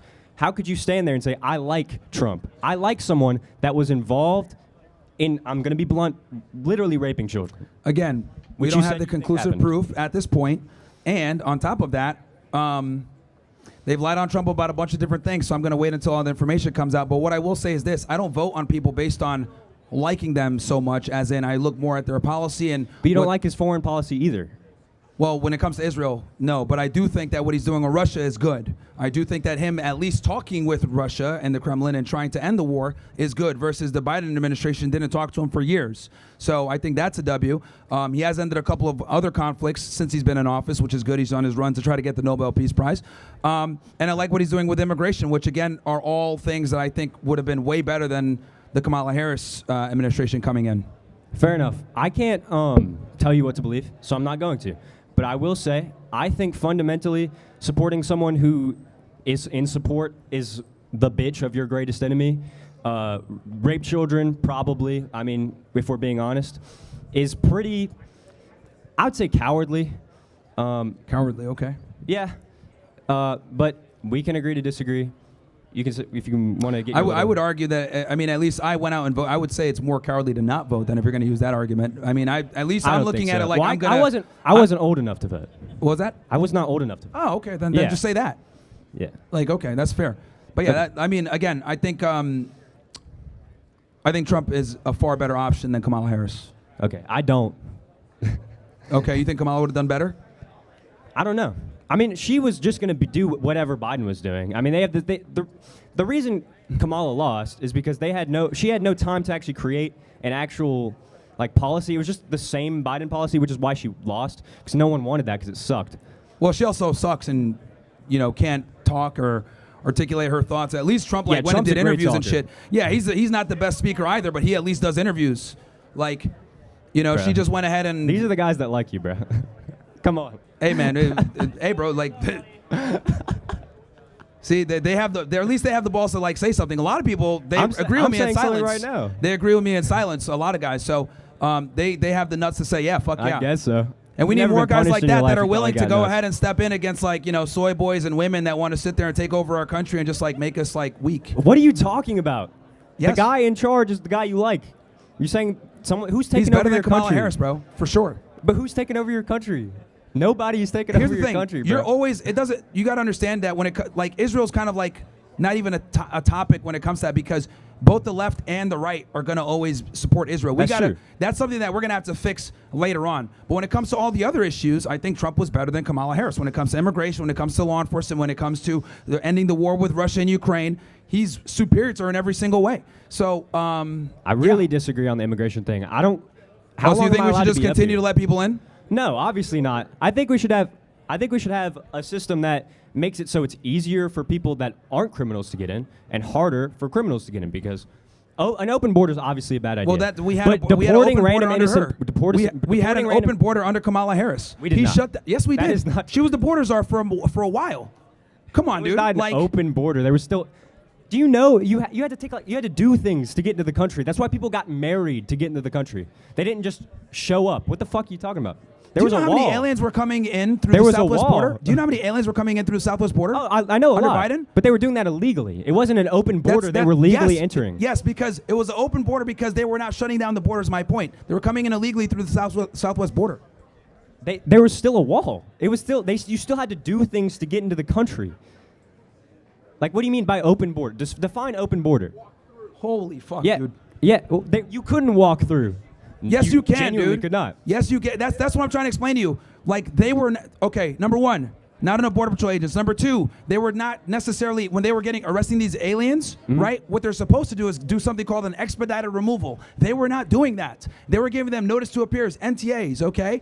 And what ends up happening is they give them these NTAs, and then they're allowed to go into the country to somewhere that they're going to go to and stay, and then they get a court hearing later on. That's a problem. They were basically letting these guys come in. They were CBP-1, the app, where they're able to fly to wherever the hell they wanted to go. We basically had an open border where if they came in and claimed asylum, they'd be able to stay. We had a completely open border. Now we've been able to shut it down thanks to Trump. And finally, he's doing interior enforcement. No other president has done that because everyone's a fucking pussy and a cuck and doesn't want to be labeled as Gestapo or authoritarian. So we actually have ICE doing their job for the first time in decades, going out and arresting people that are here illegally. So he's 100% better than her in immigration in every single way.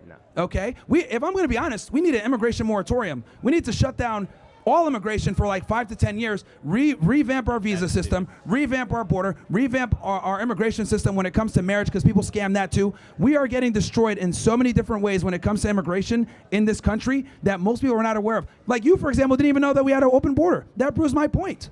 Most Americans are retarded when it comes to INA and immigration. Don't call me that. I was thinking that... You made a retarded comment, honestly. You said that we didn't have open borders when we did. No, I just misunderstood what you were saying. Oh, yeah.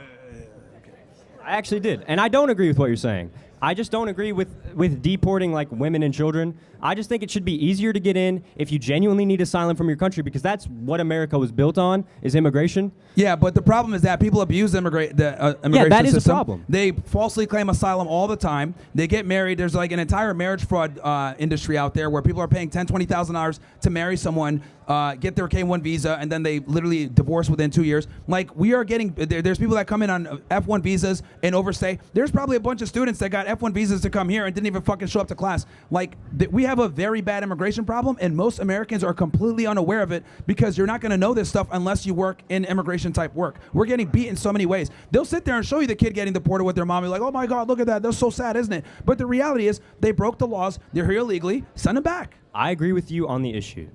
My point earlier that I was trying to say is that it's too difficult for like actual people to get in unless it's illegally. If there was a system where it was where like, so for instance, just better background checks.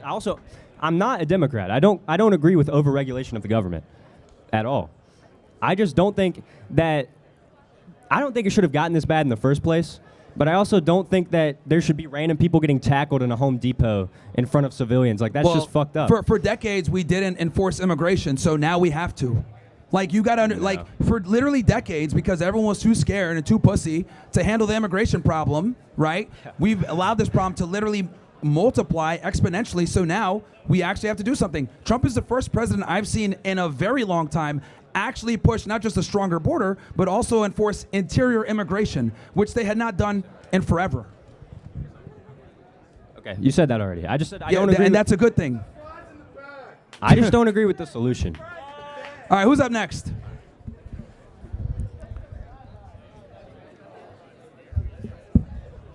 Yup. We got the van. You guys said put the prize in the bag. Hey, let's go, man. You said Israel is our greatest enemy, yet majority of the points that you stated are due to America supporting Israel. So why don't you focus on what America's doing wrong? What America's doing wrong? Yeah. Yeah, we need to stop giving money to Israel. That's what I'm saying. Like, that's something that we're doing wrong right now. All right. Appreciate it. No worries. Yeah, $4 billion is like way too much for no reason. We get no strategic benefit from it at all. Hey, I was just wondering about your point about women having lower intelligence and everything.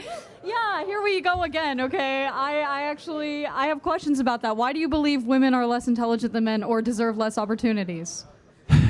Because men are just better than women at almost everything. Now, okay. with that said, okay. With that said, now, on average IQs, men and women are fairly equal. But if we're going to go ahead and look at the people that, and I've talked about this earlier too, most retards tend to be men, but most geniuses also tend to be men. So we dominate the extremes on the positive and on the negative. Okay, where is your evidence that most geniuses tend to be men? Are you sure it isn't just people like you trying to, not let women be in like the leadership jobs? Like it's just you a said fact. earlier. Most geniuses are men. No, but you said earlier that, men are natural leaders. And yes. Leadership is not something you're born with. It comes with your prefrontal cortex. Men and women have identical prefrontal cortexes. Okay, so a component of leadership is strength. And unfortunately... Physical strength, yes, sure. that is a component of leadership because guess what? The monopoly of force, a lot of the times, is going to dictate. That's a heavy factor whether if you're going to be a leader or not. Okay, and so unfortunately, women don't have the monopoly of force. You guys have to use other men to go ahead and get your whim pushed forward. If you think I'm trying to be in, a role in society that's moving society forward, because you said women don't do that either, that I have to Not the physically same level as fight men. other people to do that. You're talking about physical disadvantage. Yes. In terms of being a leader, like in the world and in jobs. Well, that is an important component to being a leader. Like, you do need to be physically capable to some degree. Every okay, revolution, but I'm talking about emotional. every revolution was led by men, not women, for a reason. Yeah, because men didn't let women be part of it. Thank God. No, thank God. Like, why do I want someone on the side of me that's like going to be emotionally erratic, going to be weaker? I disagree that women are more emotionally erratic. Like, men throw fucking. Sorry for cursing. I don't know No, if you're that's fine. You loud. can swear, but there's emotional erraticness right there. But like, the point I'm trying to make is, There's if you've noticed, emotional eradication if you notice, everywhere. all the women that if you notice, like the guys, they quietly waited in line, but it was the women that like screamed out, like so triggered. You notice that earlier? No, I noticed also plenty of men screaming out. You're making stuff up. No, when they were waiting in line, it was the women that screamed out in line and like just left, got pissed off. Okay, and they may have had class or something. I was standing over there with a group of guys literally just screaming their heads off. I couldn't hear anything. Well, I didn't hear them, and they weren't waiting in line like the you're women were. using anecdotal evidence. No, but I'm saying like the women were waiting in line trying to talk, and then they just got frustrated and just screamed and walked out. As None of the are guys men. did that. I've been the one waiting in line. Sure. I've seen plenty You're not of a retard men like the other leave, ones. too. Okay, but you just said that men were more commonly. The guys that were waiting in line is my point. None of the guys that were waiting in line were screaming out like idiots. The women were. Okay, I was in line, and yes, they were. Yes, and you were calm. I didn't hear them scream out like the women did. Okay, I did. I'm in the line. Your anecdotal evidence doesn't even apply because you weren't even there. I don't know the point you're trying to make. What Okay. I'm trying to Go say ahead. is that women are not less intelligent than men and should deserve equal opportunities in like the workplace and in everything. Like you said, when they're in school, they should prioritize having a family. Why doesn't that Why fall should they on the men as deserve? well? Why should they deserve? Why don't they earn? They do earn, but A lot of the times they don't. okay, sure. We a lower lot of the standards times for them men all the don't. time, and that's the problem. Physically, maybe, but I don't believe like That's a problem. Okay, and I agree that women are physically less strong than men, and I concede that entirely. That is a true fact. But I don't think that has anything to do with whether or not women can be in certain jobs that aren't physical or be just as smart as men. Look, are women capable of doing certain jobs alongside men at a high competency? Of course, but the majority can't. And like, And why that's do you my think point. that? Like an average guy, right? An average guy is going to be significantly better than a top tier woman, or be competitive with the top tier woman, and that's my point. Intellectually, because I highly disagree. Well, physically, physically, sure. Yes, that's what I'm talking about. That's the only thing you're going back to. because that monopoly of force is super important, and women tend to forget about that. Like, all the rights and all the privileges that you enjoy are because men are defending it, not women. Okay, because men were the only ones allowed to be in leadership positions when those rights were made. That's the Well, whole point. even now, like, the rights that you enjoy are still enforced by men. Yeah, because women only have rights and assholes privileges like because we you give are them to you. saying that women shouldn't be allowed to enforce them. Because they can't. Okay. Because they sorry. physically can't. See how it all comes back circle? Like, I- everything I that you don't think enjoy it is does. by I think men. you're talking in circles. Because you don't make sense. Like, you're making the argument of like should, could, and woulds. I'm telling you what is. Women enjoy rights and privileges because men fight to defend them for you.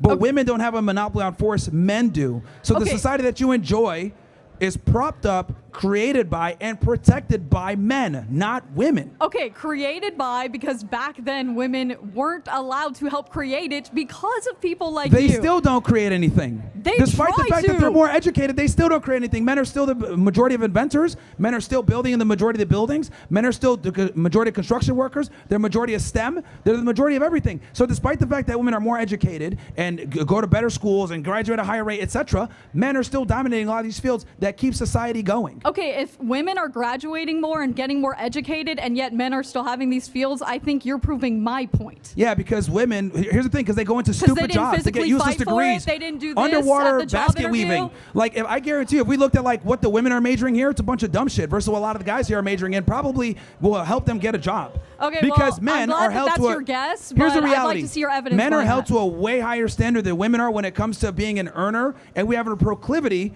to work harder than women do. This whole I wage think gap myth, something it's a lie. Women earn less because they deserve less. I do. Women do not deserve less, but Yes, they do. Okay, we They are earn less talking 'cause in they deserve circles. less. I think we can agree that we disagree, but thank you for debating. That's fine. But on average, they take more vacation time, paternity leave, they work in jobs that are stupid, they don't have as much hours worked, they don't work as hard, and they don't go into fields that pay as much. That's just the reality. Women would rather be in an HR office somewhere firing a black guy for being an idiot than necessarily doing any real work. Hi, Myron. I'm here to talk about your perspectives on women in business and their role in like the corporate world. In the corporate world? Okay. Yes, and that specifically in business because I'd like to use our own Darla Moore as a example of why women can create impact and change. Who's Darla Moore? Darla Moore is the founder and funder of our business school. She funded. Is she a Jew? What? Can we look? Could somebody do an early life for me real quick? The Okay. homies over here. So She a Jew? Darla Moore, I mean, and then how'd is she the- get her money? Did she get it through divorce or endowment? Or No, like, she flipped businesses that were led by men and actually created them into an economic and prosperous business. I wonder And where that- she got her money. Okay. Because all the richest women typically get it through divorce or somebody dying. I'm or not gonna trust. get rage baited by That's this, fine. but I'd also like to point out that that people like you are the reason why we don't prosper in terms of our GDP and our economic potential, because minority and women-owned businesses, if we actually gave them the resources and they weren't being constantly systematically challenged by people such as with your beliefs, they would contribute into $3.9 trillion. And also I'd like to go on to your point that women are too emotional. Can you give me more of like a reason on why you think that? Well, women tend to be emotional. It is what Why? it is. Like, there's Why? a bunch of different reasons. Why? But let's Biologically. go. Hold Give on. me a reason. Let's What's go the back to chemicals? let's Give go me- back real quick because you made the whole comment about like women being more in business is a good thing or whatever. I mean, look, we can always like cherry pick and find examples of what it is. We can make the argument about Cracker Barrel, right? Like I said earlier, they changed their design because of a woman, and their stock went down like 50%. Or we could talk about That's Gillette. because they pissed off a bunch of racists. Oh, now it's a bunch of racists. What about Well, people that just... I mean, I've been to Cracker. That doesn't make me a racist, but a lot of people think it's a woke agenda. Maybe that was just Yeah, more of a that's- marketing yeah. or a consumer choice. Yeah, and here's the thing, like, people are just tired of the woke agenda is my point. So this stupid woman with glasses decided, let's go ahead and change the legacy logo and make it more, not But like, a guy standing there. do you agree or and do they you not lost a agree bunch of that money. there is So- potential economically for not just the business world, but for the United States if we let these women in business have resources, if we let them in these leadership positions? Because I just gave you the analytics. I gave you the data. See, you gave an example of one person, and I'm telling you, well, here's That's another not woman just in one a person. position I'm of power. saying that if we Here's fund another these woman in a position of minority-owned power that or made their women-owned stock go down like 50%. Or Gillette, how they had that stupid masculinity commercial, which a woman went ahead and led that one, by the way, and they lost billions of dollars as well. Because the woke agenda tends to appeal more to a feminist mindset, because women want to go ahead and equalize everything for everybody. And now you're talking about Unequalized. GDP. Give me Here's an the example thing. of unequalized. China is growing faster than everybody else, and guess what? Women are second-class citizens. So if we fucking go ahead and continue to allow women to be, have this egalitarian society where everyone is equal, and we're going to keep pushing porn and women being whores and pushing for education, China's going to overlap Why do you us. label And every that's- woman as whores? I didn't say every. But that's like your main point when you make arguments in terms of this is why women need to be in these subjected positions. They need to be in assistant positions because I feel like you need to diversify your perspective more into that women, like, for example, like I don't go out and party every night, okay? I am Yeah, but a lot do. Okay, but that doesn't mean, that's not everyone. And just because you think you can take away lot of girls do. resources, and what? Well, being a whore is bad. Okay, can I ask, are you in a relationship? No, you're not. Anyway, that has nothing to do with anything. Okay. I'm a woman, a professional womanizer. Anyways, anyway, let's go going on back to what I was like, saying. let's go back to about No, the hold on, women 'cause who the can lead thing in is that corporate positions. You brought If up the whole thing. You brought up the whole idea of like, oh yeah, we need to put more women in business, blah blah. We do, What- but we have people like you who think that the hormonal cycle can influence the changes that we want to make in companies or just our decision-making process. But that's not true. Yeah, well, it's not just By that. your it's logic. not just that. I think your- again, Okay, go putting ahead. women in just because they're women and like we care about women's opinions is the problem. Look, I'm not talking if about if DEI. women are I'm competent- talking about women who Yeah, can work for sure, what sure. they, do. But if we got a female that's competent that can actually contribute, great. But the problem is that we don't put women in positions because they're competent. We put them because we want some tits in the room. So that's the problem. And the other issue also is that if we're going to go ahead and talk about like GDP or whatever, like I said before, China's our biggest competitor. We need to stop wasting time defending the Jews and focus on fucking China. And we the could do that reality if we of why actually China's funded growing, businesses that the were reason led why by China's minorities or growing women. is because they don't give a fuck what women think. Okay, that is why China's And growing this at is an why exponential we rate. could actually be number is one why in the Asia is world so- if we didn't have people like you Hold on. constantly. This is why Asia is doing pretty damn well with innovation because they tell women to shut up.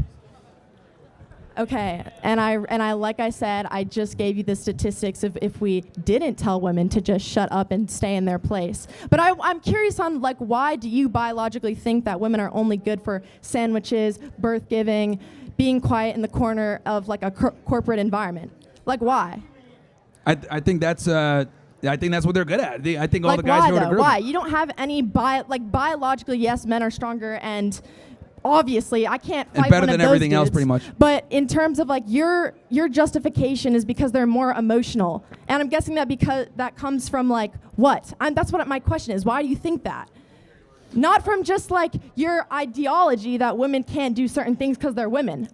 I'm just going off biology that men are better than women at almost everything. It's But just you the truth. can't give me a reason why, which that I just you gave it suck to you. at debating. It's You can't even give me biologically actual the facts. truth is the truth. Like, There's no truth because you haven't backed it up by data or analytics. okay, how about this one? Do 20 push-ups right now. I'm not. Okay, No, exactly. that's my so- point. that's That's my irrelevant. point. You can't even do 20 fucking push-ups, and most What women does that can't. have to do with what I can So do the- in a business because the fact that you can't do 20 push-ups. What does how many do you do? Hold on, it builds upon itself. When So I'm here's the applying thing: for a job, do the they fact ask me that you can't do 20 push-ups. I can do? No, they don't, which means it's irrelevant to our debate. See, this is the problem, right? Women aren't able to like come to logical conclusions after like starting somewhere. So let me go ahead and help you here. Let's start from the beginning. The fact that you can't do 20 push-ups means you're physically inferior. The fact that you're physically I didn't inferior say I was means that someone physically- has to of course protect I'm you from the physically people that are inferior. physically I superior. understand. That's a man. I think So the you're man not has to listening protect to you my to be able to point, go and ahead and you're say the kind of dumb going shit that you're into saying right circles. now I'm because saying you can't that even you- defend your I'm saying positions claim physically is at all. automatically That's my not point. justified, nor is it Monopoly right. of force runs society. You're not giving me a justification on like my but I asked you, why do you think, not because of push-ups. I don't know why you're laughing. I don't know why you're laughing because just because I can't do 20 push-ups doesn't make me a productive worker in any type of like workforce. Well, here's the point. I'd rather hire a fucking dude that can do the 20 push-ups and be just as productive as you. Bam. There we go. Okay. Come do 20 push-ups, girl. Come on, watch this. 1, 2, 3, 4, 5, 6, 7, 8, 9. All the way down. 14, 15, All the way down. 16, 17, 18, 19, 20. So how about that? Do you think she's fit in the workforce? Do you think she can actually work in the workforce? No, still. No, still. Oh my gosh. Well, You know what's crazy? Like, you know what's the interesting part? She probably goes to the gym all the time, trains really hard, Yeah. goes super hard, but like some fucking fat guy here could probably do that 22, probably with less struggling. Okay. That's the point I'm trying to make. An average guy, because she's going to be like, what, a top 1% girl fitness-wise? Some regular fat dude could probably do 20 as well. See this guy right here? He was actually the one yelling the whole time. Yeah, now he doesn't want to come to the stage. So I'm here to fight for a different reason, but I can't do 20 push-ups. Anyways, Anyway. but I think like the whole like we should. Look, again, I'm going off of biological fact. I think men and women aren't But equal. I think like when you say biological fact, you're not exactly. You're giving me like in terms of like strength, muscle definition, etc. Yeah, that's all we fact. all know that's a basic. Like, of course, I know that I'm not going to be like whatever his name over there is, who can't even apparently do push-ups. But like, I know he's probably stronger than me by weight, clearly. But I'm just saying like. But I'm saying like, whoa, oh, don't even get me. You're misogynistic. Like, anyways, all I'm saying is that honestly, I don't care. Like, I mean, bro's telling me to do push-ups. Why can't he do push-ups? Why can't you do the push-ups? You're the one asking me to do push-ups. Anyways, I hope that I'm not about to get. I'm not really. It's hard to like kind of rage bait me right now, but I'm not exactly rage baited. He hasn't even like proven my point, and neither can any of you. All right, who's up next? All right, thank you. All right. Oh shit, the Jew's back. And we're not live on YouTube, so we can say what the fuck we want to say now. So, I didn't know that we weren't live, so we're like pre-recording. What's up? Yeah, so if the Hannibal directive was actually being practiced by the IDF, then how come every single Israeli hostage in Gaza hasn't been found dead or alive? Why have they been found dead or alive? No, why haven't they? If the Hannibal directive was in practice by the IDF, yes, then how come every single Israeli hostage right now in Gaza hasn't been found dead or alive? Because if the Hannibal directive says we will do by any means possible to free a captive IDF soldier or Israeli citizen, yes, then how come every single Hamas captive hasn't been rescued regardless if they're dead or alive? Okay, so before I answer this, I'm glad that you did your research and figured out that the IDF kills their own, right, to prevent them being taken so they don't have to deal with hostages. So here's the thing, bro. That's not even what the Hannibal directive. That's what it is. Said. No, it's not. Did you even read it? It basically says that the Hannibal directive says it would not purposely kill their own, but it says it will go by any means possible, which means killing their own, which could put the captive at risk. But what I'm saying is they haven't, because when I say they haven't, because we have not found every single hostage. We know where every single hostage. Because here's the thing, every single hostage bro, is. It's because obviously Hamas was successful and successfully kidnapped some of them. That's why. Oh, so they did killed October others. 7th. So Hamas did October 7th, not the IDF, because that's what you told me 30 minutes ago. Dude, come here. Here. I have something to show you. Come here. So here's the thing. I'm not going to go over there. Here, So let me just go ahead and address this, because I can't believe that you're this dense. Yeah, we're going to go ahead. Yeah. So let me just go ahead and address this real quick. All right. Let me just go ahead and address this. So, okay, let me go ahead and address this, because this guy clearly doesn't know what he's talking about. So here's the reality, dude. On October 7th, 1,200 people were killed, right? Now, okay, we're going to go into that. So we know that roughly 400 of those people that were killed were IDF, which is enemy combatants, fair game, unfortunately. The loss of life sucks, but that's war, right? So 400 were killed. That leaves us with about 800 total. We know for a fact that at least 200 Israelis were killed by the IDF thanks to the Hannibal directive, because they did not want them to be captured, right? And then that leaves us about 600. So at absolute most, Hamas killed 600 people that day. That's obviously a travesty, and it sucks. It was Hold on, zero let me finish about my half point, an hour dude. ago. Let me Now finish it's my 600. point. That's obviously horrible. And then another 200 were kidnapped. But the point I'm trying to make is, during the course of the IDF trying to stop the attacks, because remember, they didn't know what the hell was going on. They were shooting tanks into kibbutzes. They were shooting they were using Hellfire missiles shooting at people because they weren't able to identify who the hell was who.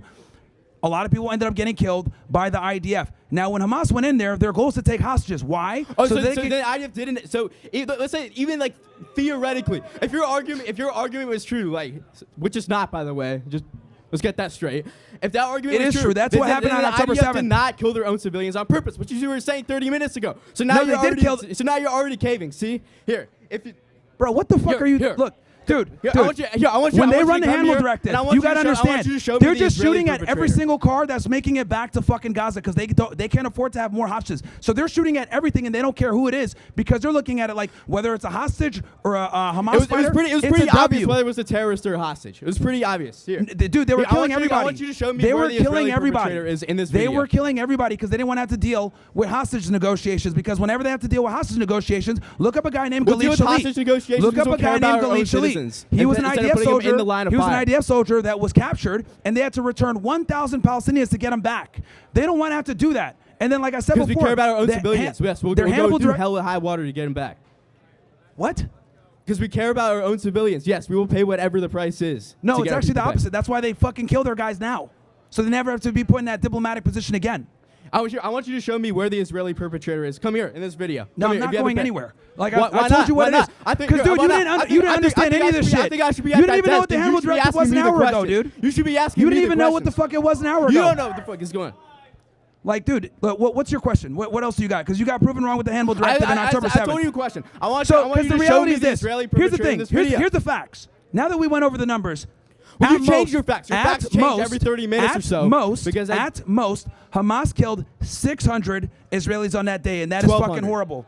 I just explained to you how it can't be 1,200, it was- retard. it was- yeah, it was- I it literally was- just told you it how it was can't be 0 30 1,200. minutes ago. I explained it to you how they can't be 1,200. So anyway, going back to what I was saying, 600 got killed by Hamas at the absolute most. That's still horrible. However, Israel went back and killed what? 60,000. And that's just what we know of the people that were killed by Israel directly. That doesn't count for the people that starved. That doesn't count for the people under the rubble. We're getting closer to 300 to 400,000. So let me get this straight. Israel gets 600 of their people killed, and then they go ahead and kill 100,000 plus. Does that sound fair to you? Well, does the Allies what the Allies did in World War II? Does that sound fair?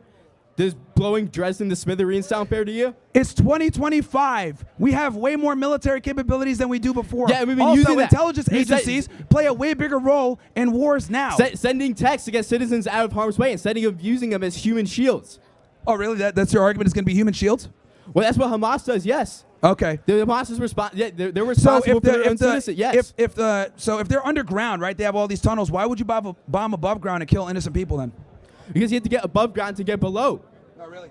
Yeah, that's how the Earth works. Are you aware of the fact that like Israel ran a 10-year-long operation where they were able to detonate a bunch of phones and pagers and kill people directly? And then when they went ahead in Operation Rising Lion and they went and killed a bunch of Iranian military officials as well as scientists, they used like direct missiles to kill them and their apartments. So Israel has the capability of running intelligence operations alongside their military to do direct strikes. But when it comes to Gaza, they don't give a fuck. They're bombing the hell out of them and killing everybody. Because yeah, you can conduct a direct strike 83% on several of the people military killed in officials, Gaza but are when you have civilians. when you have thousands of terrorists hiding beneath a hospital for God's sakes, then Why is there no It's proof risky. of it being a Hamas base? They said that it was a Hamas base. They didn't show any proof. It's probably beneath Hamas's headquarters is beneath the Al-Aqsa hospital in Gaza. So you bombed it above and killed a bunch of innocent people. Look, the reality, dude, and this is tough for you to defend. I know Well, it is. that's a direct you guys violation of the killed. Geneva Convention. You You guys can't- have you killed can't like build terrorist 100 infrastructure X. beneath the hospital. You guys have killed like 100 X, damn near, of innocent people compared to the people that were According killed on to who? October 7th. Like, it's not symmetrical whatsoever. And you're just bombing and killing a bunch of people. This is why it's a genocide going on. And this is why nobody likes Israel. But nobody likes you clearly. So I mean, it's like, Dude, you're Jewish. I think you should. I should be, Dude, you you're should be Jewish. asking me the questions. You should be. Dude, asking you're me the fucking questions. Jewish and nobody cares. Like, honestly. And what are you? Like, and what are you? I'm an American patriot. Yeah, I'm so am America I. first, America I'm only. so am Fuck I. Israel. You know, and honestly, a lot of you Jews create a lot of fucking problems. We're going to be honest here. You guys come in and you push your fucking porn. You guys come in and lie about the fucking Holocaust. You guys always will have this victim Like what? narrative. You guys want to go ahead and push feminism and LGBTQ and all that other bullshit. Matter of fact, if we're going to talk about trannies, who pushed it? Magnus Hirschfeld. He was a fucking weird gay guy, and the Nazis burned the books. Why? Because they were pushing a bunch of degeneracy. And then we went ahead and we got all this transgender bullshit going on. And what ends up happening with this transgender shit? Kill innocent That's the kids. left, We got not the 2 Jews. Christians kids that got That's the killed left, the other not the day Jews. because of a Jewish construct of transgenderism and homosexuality that Jews push. Leftist construct. Yeah, and who are the biggest leftists? Not the Jews anymore. Oh, what Not was Karl anymore. Marx? What was Karl Marx? I mean, he's a Jew, but he's a communist. Yeah, exactly. He's a fucking Jew. So let's be honest, we're going to have that conversation. Israel's created a lot of problems for us, and I don't want to fucking support it anymore. And we got a genocidal fucking crazy warpath people that don't give a fuck about anybody else. You guys kill innocent people all the time. You guys start a bunch of wars. We don't want to be involved anymore. Deal with your own fucking problems. Let your neighbors invade you and destroy you guys because you guys don't want to fucking exercise diplomacy. It's not our problem, dude. Honestly. No more aid to Israel. You don't want to come see my receipts? That's all I got to say, that you're a coward. You don't have any fucking receipts, dude. You didn't even know what the Hannibal directive was. You guys do false flags? I just told you what it was, and then you changed your number, saying that you just changed your number, saying that it was zero, civilians. All right, Jew. Let's move to the next person. You're a coward. Nobody cares, you. Get out of here. No one gives a fuck. Fuck Israel. Jews create a lot of problems. Good afternoon. What's up, How man? are you doing today? What was that? How are you doing today? I'm good. How are you? Good. I wanted to first thank you for coming and giving a platform for our young people to speak today. All right, man. Thank you. You're very dapper. I like it. So I wanted to ask you, can you agree that our nation is one of its most divided times in history?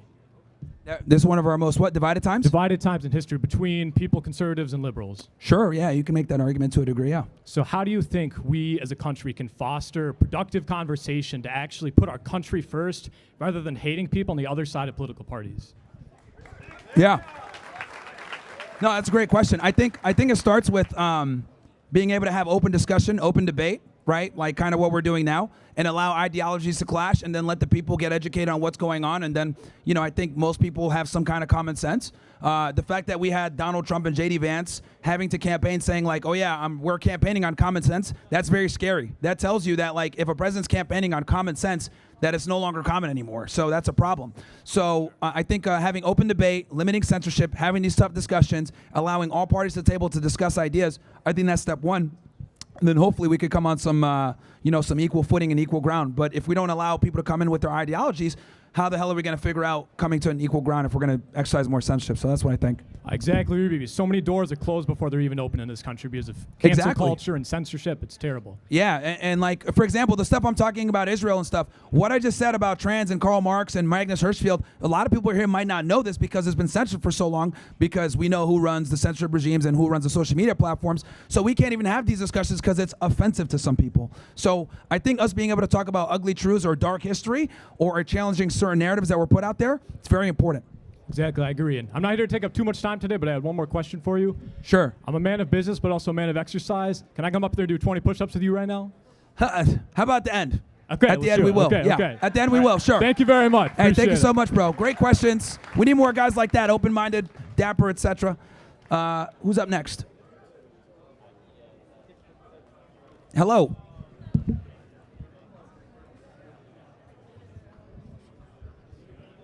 Yeah, we're not live anymore, so we're just like pre-recording, so we're just fucking lit.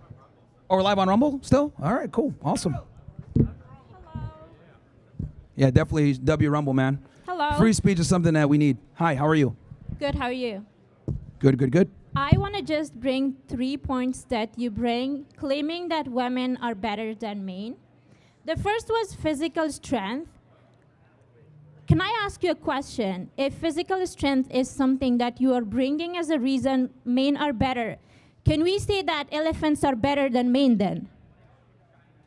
Elephants are better than what? Than men, because they have more physical strength than men. Okay, this is comparing apples to oranges once again, but okay. No, you bring that physical strength, right? Yeah. Okay. Then But an elephants elephant are isn't better. a human. Yeah, but it's the physical strengths they have. I mean, look, if we're going to go down this road, you know what? Elephants are probably more useful with their tusks, worth more money. So, Then yeah. men then? Then So- men then? Yeah. Then men? Yeah, sure. Like a tusk is worth quite a bit of money. Okay. I'd probably use Okay, that you to a answered degree. your own question. Sure. The second was like these buildings that we can see around. Yes. Okay, we appreciate that. Men build that. But let me tell you one thing. The mic I'm holding and you are holding and it's connected to Bluetooth and you are shouting, that is created by a woman. The laptop you have there, the first algorithm was written by a woman. The GPS that you have in your phone and you turn that on and you go to your office, that has been created by a woman. When you lay down in your bed and you turn on your Wi-Fi, that is something that women did. Wi-Fi was not And built the by last women. None of thing- these things and were the last thing, all lies. go please read, then come speak here. The third thing, you're bringing the example of push-ups. Can you carry a baby in your belly for 9 months, then I can say you are better than a woman then. My point is, You need no a man to one carry the is baby in the better, first place. nor men, not women. They are here to complete each other. The world can be built by a mutual respect, not saying I am better or you are better than me. And bringing from your own religion, as I think you said you are Muslim, and I am a Muslim as well. So the best one is the righteous one, not the man or nor the women. Thank you. Do you speak Arabic? I am not Arab. Where are you from? Like, I what's don't your? want to say personal information. You don't want to say where you're from? No.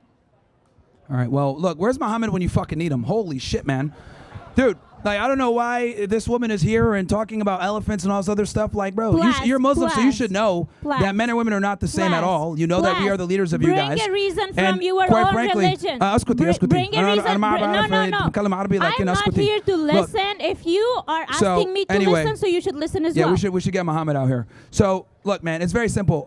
Number one, women didn't invent Wi-Fi. That's a fucking lie. And let's assume that they did invent GPS and all this other stuff. If you are saying men that's invented a the cars for the fucking lie, GPS. it Men means invented you the have roads for the never fucking read GPS. Shout out to book Henry and Ford, real history, nigga, man. and you are just speaking And your so, own yeah, words. Henry Ford was a real guy. Which is not true. Okay, I am a debater, and I did research about that for over 7 years. So Muhammad please just Intawin. don't speak. Where's Muhammad, bro? When you Thank fucking you. need I him. don't want to discuss an 80-degree Fahrenheit because this is not the place to discuss. Thank you. Anyway, so again, a couple of these things he mentioned, like I find interesting.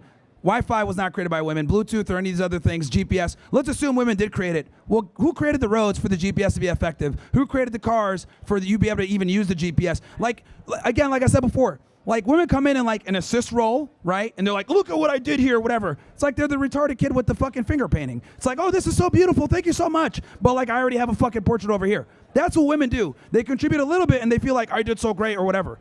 It's like, bruh, come on, man. It's like, okay, congratulations. You guys figured out GPS when we built the entire infrastructure for GPS to make sense. Hey, sir. What's up? My name is Cody. It's nice to meet you. What's up? I'm not here to yell at you. I'm not here to debate with you. I really don't think I have much to debate with you because despite what many here believe, I actually agree with you on some of the things you say. Let's go. America slowly getting more base. Let's go. That's going to make the YouTube. All right, but I do have more of just a question, a simple question, and it's, are you religious at all? My asking is... I'm not. Okay, so not Muslim, not Christian, not Jewish. I grew up in a Muslim household, but I'm not religious. Okay, I was more like just curious as to why. Well, I mean, you know, something that I definitely want to, you know, become closer to. I do think that religion is very important. I do think that it answers a lot of problems in modernity. I've just never been that religious myself, but I do have a great deal of respect for all the, you know, all the three religions of the book. Paganism and Hinduism and shit, though, that's just weird. I don't believe in paganism. I think that's a fucking problem. If you're worshiping idols and shit, you're a fucking weirdo. So, yeah. So my reason for, the real reason I'm really asking is because, so I'm a Christian. I follow Jesus Christ. Mhm. I believe he's the Lord and Savior. I believe that he... I believe that he came and died for our sins, for my sins, for your sins, for everyone else's here sins. That's why I follow the Bible. I feel like that's my moral code. My moral code is set on the Bible. A lot of people here may not be, religious. They may have different types of moral codes. Some follow the Quran, some follow the Torah. I follow the Bible. And my question was more like, are you open to Christianity? Are you open to Jesus? Because like you said, you have a great deal of respect for Jesus, for the Christians, for their belief. I believe you said earlier that they have you respect the things that they stand for. So my question is, are you open to learning about Jesus? Yeah, I've been studying the Bible a bit. My guy Andrew Wilson's been awareing me. He's actually the one that taught me about how modern Israel is not the Israel in the Bible that they, these stupid evangelicals always try to push and justify with their dispensationalism. So I've been learning a bit. I do think that understanding the religious context, especially when it comes to this conflict, makes you more educated on it. The Islamic faith obviously has a great deal of respect for Jesus. I mean, if you insult him in a Muslim country, they are going to come and whoop your ass. You can't go to Saudi Arabia and speak poorly about Jesus. So, I am studying the different religions, trying to understand that better to make me more aware of global conflicts, because unfortunately religion does play a significant role in a lot of these conflicts. Okay, like I said, I agree with you on a lot of things. I'm actually from California. I'm a South Carolina student from California, so Okay. I come from an area where there's not a lot of freedom of speech like this. Yeah, yeah. For sure. As you probably know, Turning Point USA, they got their tent torn down at one of the UC schools. But coming here, experiencing a lot of freedom like this, it's pretty cool. However, last year I was also here watching you, and your main argument was that women deserve less. And my I guess my question onto that is, where does that stem from for you? Is that your own personal beliefs? Is that the Muslim respect for women and men?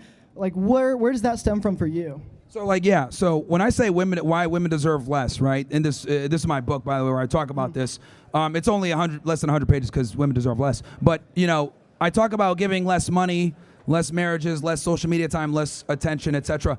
Now, when I say that, what I'm saying by that is I need men to be able to put themselves first, get in a position where they're successful in the first place, then to bring a woman in as an accessory and provide for that woman and do their duties, right? Because I think men should understand that, you know, based on all the books of the religion in the book, like, men are supposed to be the providers and the protectors, and I truly do think that men need to do that for their wife. If she does want to work on the side, that's fine. But I also think that men need to understand and keep their eyes open that we live in a different dating marketplace. Women have changed significantly. A lot of them don't believe in traditional values. A lot of them think that they're equal to you. A lot of them, if you tell them, hey, can you make me a meal, she'll tell you, make it yourself. And I think that's extremely problematic, and I think men need to navigate the dating marketplace now.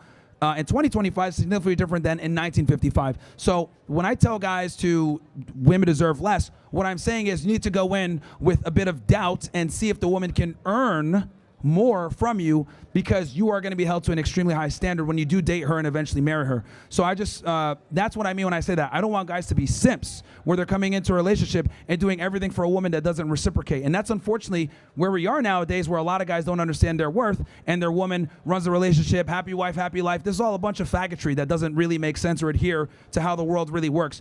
It's supposed to be happy kingdom. Sure, and I actually respect you on a lot of those opinions.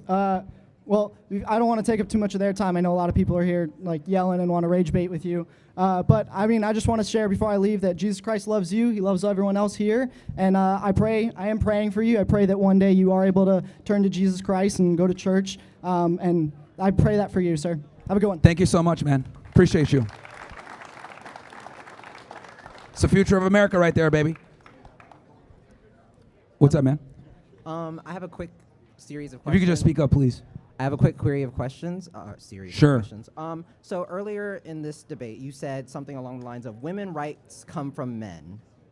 Yes. You did say that. Can you elaborate, just because it's been like an hour or so since Yeah, no problem. I'll quickly go through it. Men control the monopoly of force. Since men have the monopoly of force, we are the ones that allow women to have the rights or the privileges that they do. And if we wanted to take away, we could take it away. And actually, a minority man could probably get away with taking it away. So that's really what it comes down to. We have the egalitarianism and the equality that we have because men allow women to be equal, and we allow women to have the rights and privileges that they have.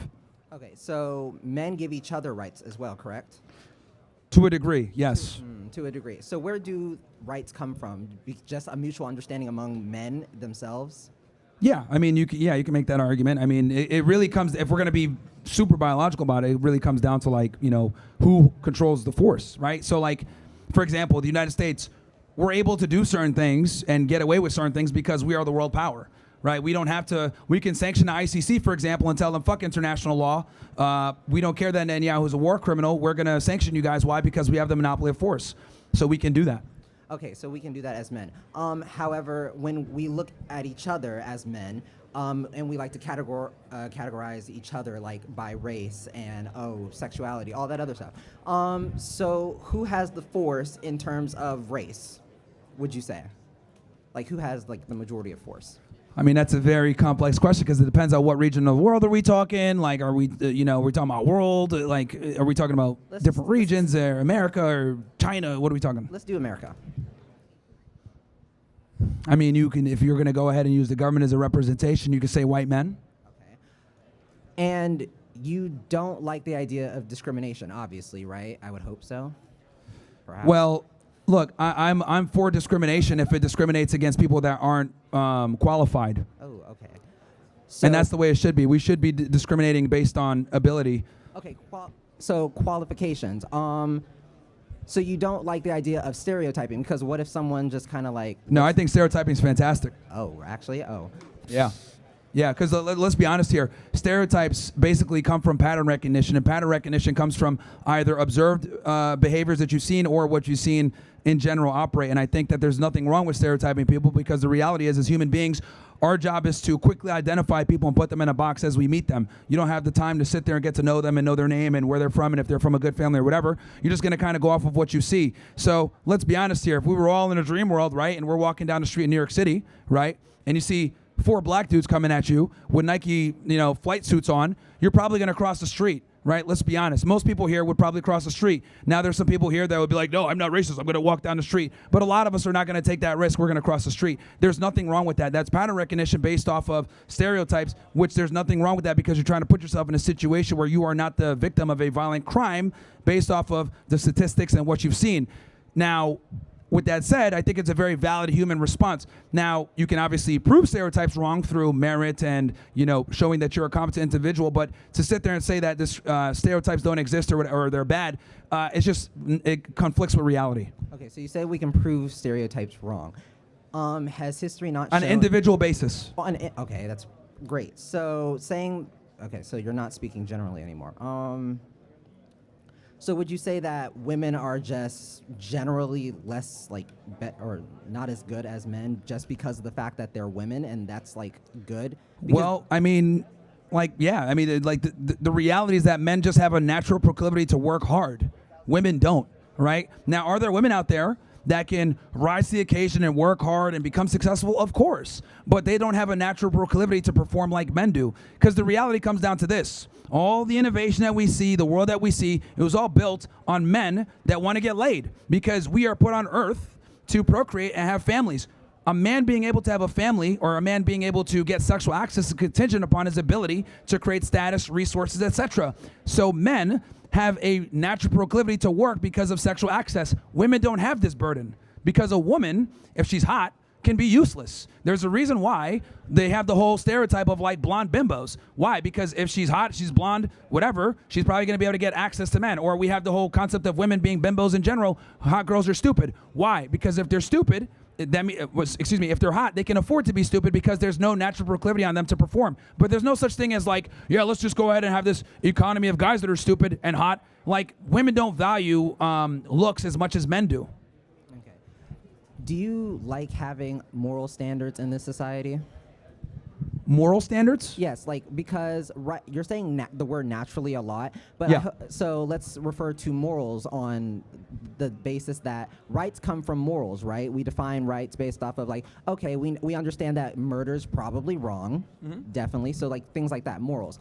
Morals composes of 2 elements, I would say, logic and emotion. You say men are more logically driven, and then you say women are more emotionally driven. So is it not fair to say that we, men and women, are supposed to build up society together, and it's not just solely the work of the men? Well, the reality, if we're going to build up families, yeah, that's a man and a woman, but society itself is not built by women, man. I mean, that's just an uncomfortable reality that no one wants to accept, because women simply aren't interested in these things. They're not interested in being construction workers. They're not interested in being power linemen or electrician or plumbers or, doing infrastructure type work. They're just not interested in it, because we are biologically different. Women are more concerned with people. Men are more concerned with things. And this is why we naturally align and go into certain job fields. And if you look at the Scandinavian countries, for example, right? Where they have the most egalitarianism, you can see an even more pronounced distribution of where the women go ahead and go more into nursing or jobs that deal with the social sciences, etc., and then the men go ahead and deal with the jobs that deal with more things. We're just very different. But the point I'm trying to make here is that men have a natural proclivity to work because our identity and our status is contingent upon it. Versus for women, a woman can choose to work, but it's elective. She can still go ahead and marry a higher status man and acquire status through marriage. We cannot do that most of the time. Men must acquire status to be able to increase their status, versus women can marry into it. This is why a majority of women get their wealth through divorce or through prenuptial, not having a prenuptial agreement, whatever it may be, right? Or they're given the value from maybe someone dies or their dad was rich or whatever. That's just the reality. So women just don't have the same proclivity to work as hard as men do, because we have the burden of performance. They don't. Okay, so and this was all talk about working in the work field. Okay, but like once again, outside of the work field, because morals are not bound by work per se, but you keep using work as an example because I guess We started with stereotypes, and then you talked about like women, can men work harder than women or whatever. That's why I'm telling you these things about like stereotyping. I think is fine. I think it's natural. It is what it is. And then when it comes to men and women, we are different. Men have a way higher burner performance than women do. It's just what it is. We don't like to admit this, but yeah. All right, thank you. All right.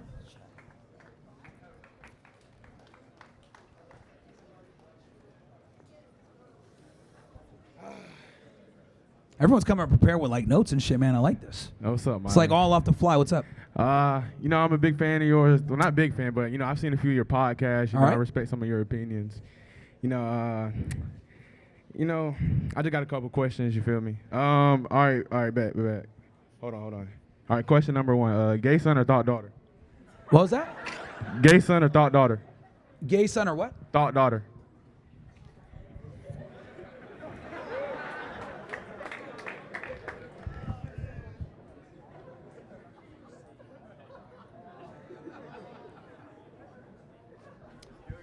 Yeah, oh God, that's tough. Gay son, because then I'll slap the gay out of him. Okay. But okay, look. You gotta slap the fuck out of him on that one. If he was gay and trans, would that technically be both? Slap the gay and the trans out of him. That's completely justified violence against my kid on that one. Okay. Yep. Okay, that's crazy. Okay, and next question. Do you eat ass? No. No? I don't even think guys should lick vagina if we're gonna be honest. I think eating box is terrible. Men shouldn't do it. Why do you think that? Because women are inferior to men. So why she should be sucking your dick, never the other way around. Wow. So it's a very submissive thing to do, and I need guys to understand. Like when you come into a relationship with a woman, like you need to come in as the fucking leader, the boss, etc. We don't lick vagina over here. Women are inferior to us. They suck dick and make sandwiches. That's how it goes. So you and trust me, a lot of the women here that are getting mad, that's what they want you to. This is how they want you to think. Like here's another red pill for you guys. What women say versus what they actually want are two different things. Well, I want a nice guy that's going to treat me well. It's a fucking lie, okay? They want the guy that's going to tell them, you're dumb, we're going to do this, I made plans already, you're fucking got your shit together, you fucking put your card down on the date, don't ask her to pay half. This is what women want. They won't admit this because for them to admit this reveals their inferiority to you and the fact that they want a superior. But the reality is feminism is a lie, and everything they tell you about feminism is a lie. Women don't look for their equal ever when it comes to sexual relationships. They want a superior. And we don't lick box. That means you're equal. So you think that women should only pleasure men? That's their job. That's quite literally their job. One of the big, like, the reality is sexual access is like half of her job. So her job is to basically cook, clean, and sexually please you? Yes. Jeez. Yes. And as a matter of fact, if she doesn't sexually please you, you leave her. You find another girl. Straight like that. Because okay, I'll give you an example of why. Because everyone here is like, whoa, what the hell, this is extreme. Let's go ahead and go through this again. I want all the ladies here to pay attention. Ladies, let's say you're out with your fucking guy, right? You're at the bar, you're at the club. Some fucking guy walks up and socks you in the fucking face and takes your purse, okay? Scenario 1, the guy that you're with beats the shit out of him and gets your purse back. Scenario 2, he lets him run off and doesn't do anything. I would be willing to bet most of you would leave the man if he allowed you to get punched and take your purse and run away. That's totally fine, right? Because why? He didn't do his job. He didn't fucking defend you like he's supposed to, as should be. I would argue if a girl doesn't fuck you, it's the same exact thing. Her job is to have sex with you and please you sexually. So just like you guys have the right to leave a guy that's a pussy that can't defend you, have the right to leave you for not giving me pussy. Wow. That's crazy. See, and here's the thing. See, I got to put it that way because we live in a world where women can omit their duties and not do what they're supposed to do. But as a man, you're always held to your fucking duties. So if you're supposed to sit there and put your life on the line for a fucking woman, she better suck some goddamn dick. It's fucking crazy. Like, it's fucking wild, bro. Like, oh, no, I want to go, hey, you make your own sandwich, I do, all this other bullshit. Like, bitch, if I got to fucking put my life on the line for you, I better get some goddamn sexual access. Because the reason why I say this is because if the roles were reversed and you let her get beat up, I promise you, she's fucking gone. She's going to be fucking a Nigerian by the end of the night. Okay. I got one last question for you, right? Yeah, sure. So Good questions. Okay. Now you guys can see why I'm banned in so many places. Okay. So look, 100K for each back shot. How many back shots are you taking? Wait, what? Back shots? Yeah. You get 100K for each back shot. How many back shots are you taking? 0. 0? 0. Homosexuality is disgusting, and it should be forbidden. It should be like banned. Honestly, bro, like, if I'm gonna be, we're not on YouTube, I could really say what I want. Bro, we should put them in fucking their own sections in society. What? Like, yeah. Let me explain why. So, my entire worldview is on preserving the innocence and protection of children. That's my worldview is kids come first. So if children come first, we need to create a society that's best for them to grow up. Having a bunch of faggots walk around, right, with weird clothing, trannies, walk-in, all lesbians, all this other shit, that's a problem because I don't want kids to see that shit. So my thing is this, if you want to be gay, you want to be lesbian, you want to be a tranny, fine. Put that degeneracy somewhere else where the rest of us don't have to fucking see it, and I don't have to explain to my kid why you'd prefer to suck dick instead of having a fucking wife. That's what it is. So my thing is always children first. Now, a lot of people don't like this because it goes against, oh, well, equality, bro, and egalitarianism, bro. Fuck that shit. The kids are the future. We must protect the kids, and most pedos are gay. And a lot, yes, they are. Most of the time, I've arrested hundreds of them. They're almost always gay. So we got to keep these sexual deviants away from our kids. And if that means I got to be called a bigot or an asshole or whatever, so be it. They need to have their own fucking sections of society where if they want to acclimate and come out, that's fine. But no PDA. We don't want to know that you're gay. It's, you know, hush, hush, whatever. And then you live in your gay thing. Gay clubs over there. No gay parades. None of this stuff. We don't want to see it. All right, bro. Appreciate you for your time, man. No worries, man.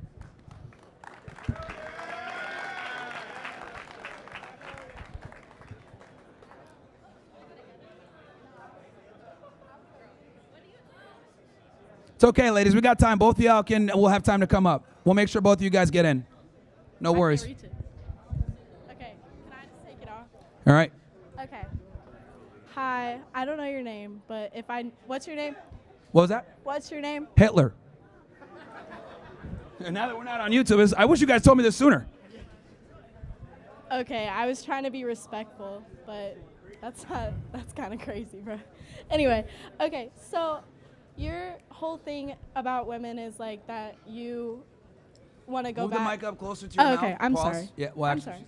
But yeah, whatever. So your whole thing about women is that you want to go back and like to go back to like slut shaming and like make sure that women are appropriate women. Is that like your thing? Yes, we need to bring back slut shaming 100%. Okay. So Promiscuous women are not good people. Right. So when you say women's job is to suck dick and make a sandwich, I just Well, there's other jobs too, but like that's just some of them. Okay, right. Definitely. I can't. This is just insane that you think this way. Okay, so, but when you say that, I don't understand. You're kind of contradicting yourself because if women's job is to suck dick and make a sandwich, then how is that okay for not slut shaming? Because technically oral sex is not sex. Okay, well, the thing is that, okay. So when I say, let's go with two different things here. So when I say her job is to have sex with the guy, whatever, that's her man. That's her man, but not her husband? Or her husband, whatever it may be. Oh, okay. Well, either or. So the point is that she's doing that within the confinements of monogamy, right? And then doing what she's supposed to do. But when it comes to slut shaming, no, he's fine. He's just telling you to talk in a mic so they can hear you. Because you're keeping it all the way low. Sorry. But when it comes to that women being promiscuous, yes, that's a problem. Okay. Right.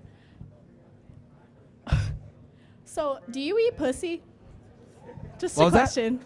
Do you Sorry? eat pussy? Is that I something? just said a second ago, no. That's Oh, you don't? Never. No guy should be doing it. I'm sorry. None of you guys should be eating vagina, dude. And if you guys do like to do it, that means you're probably a faggot, if I'm gonna be honest. Something's wrong. Gay? How is that gay if you're... How is that gay? Because it's submissive behavior, which means you're gay.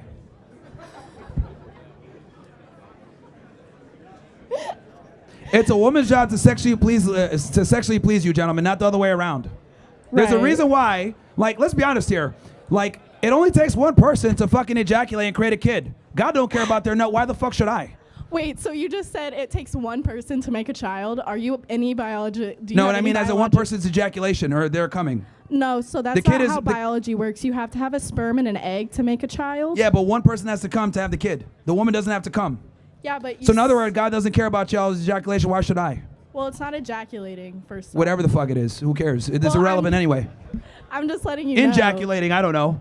A woman coming, something that doesn't matter. So no one even knows what is it called anyway? I don't even fucking know. A Yeah. climax or what? You obviously wouldn't know. It doesn't matter. Right. Who cares? No, for real. Who cares? Women suck, honestly. All right, fair. Anybody? Anything else?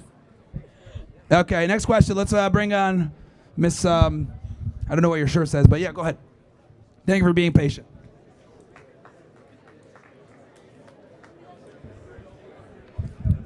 Hello. Hi.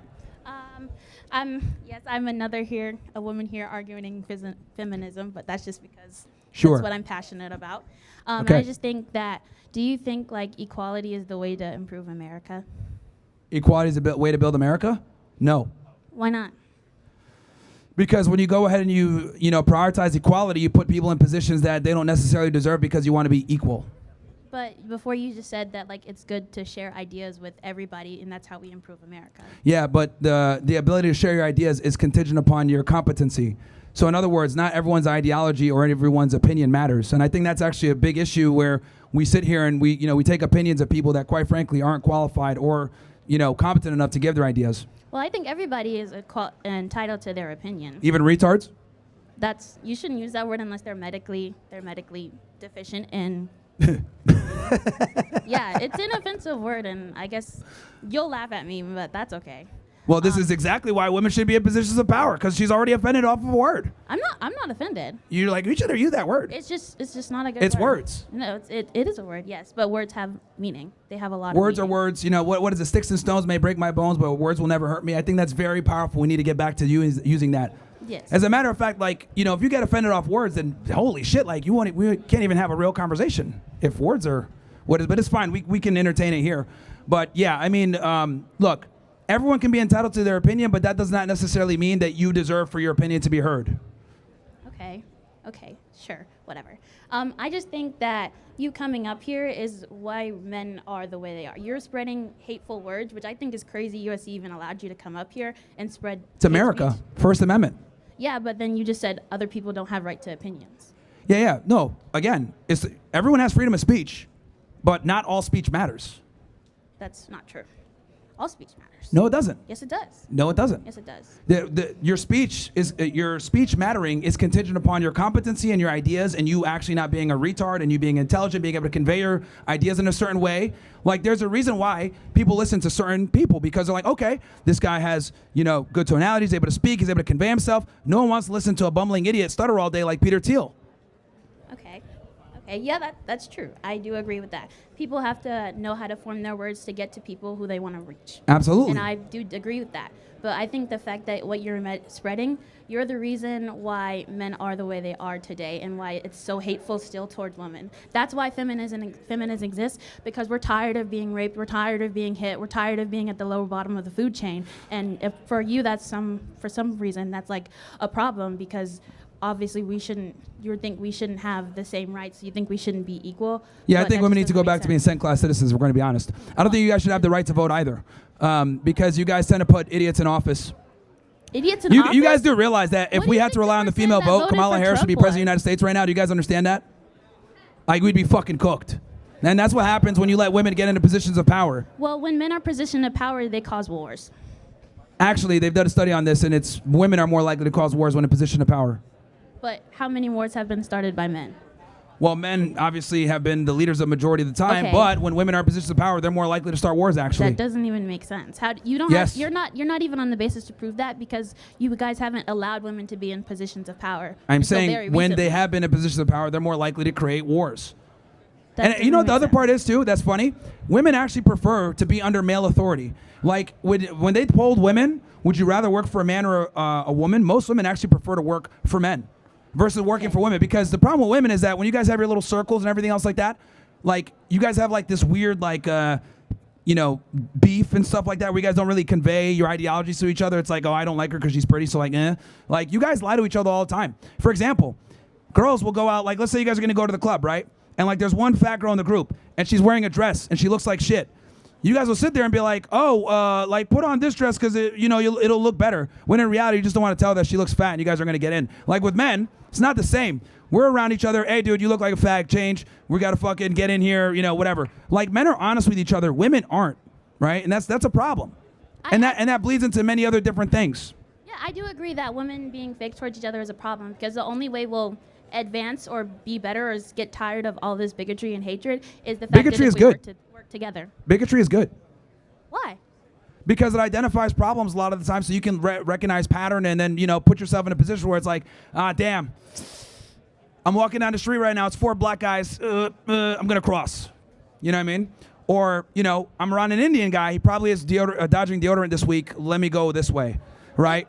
Or, it's just like, let me hide my pennies. I'm around a Jew. Like, it's good to be able to be a bigot and identify patterns. Like, it's good. Like, I'm obviously being funny here a little bit, but the reality is, like, pattern recognition is good. I'll give you an example. Like, as you were coming up to the mic, you were very polite and everything else like that.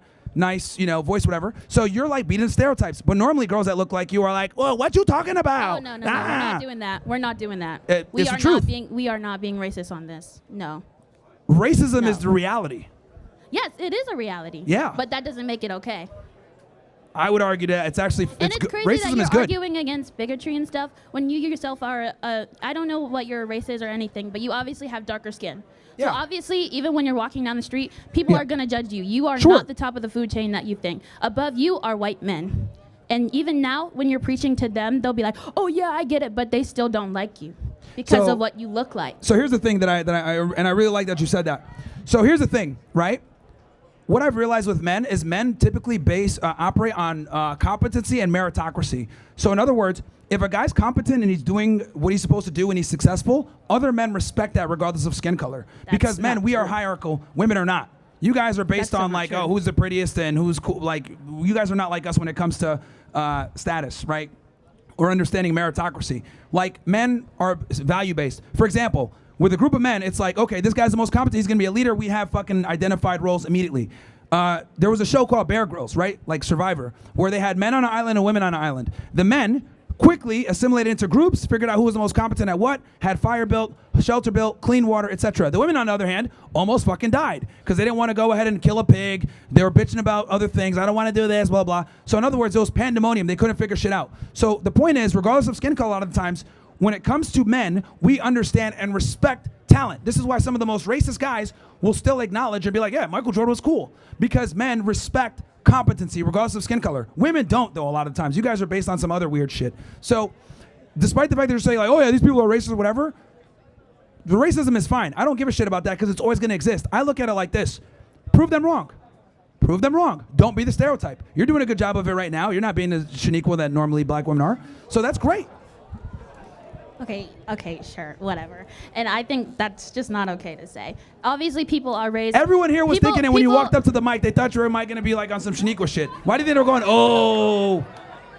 Okay, actually, it's also depends on where you were raised. Hood or people who live in like the project or things like that, they are systematically kept to stay there. That's why people are selling drugs. That's why that's what they have to do to live because the government doesn't give them an opportunity to advance or be who they want to be. So you'll stereotype. I think it's the culture. I don't think it's necessarily. I think it's a problem culture. And I think there's also like genetics involved in it to a degree. Who is the congresswoman, a black one? What's her name?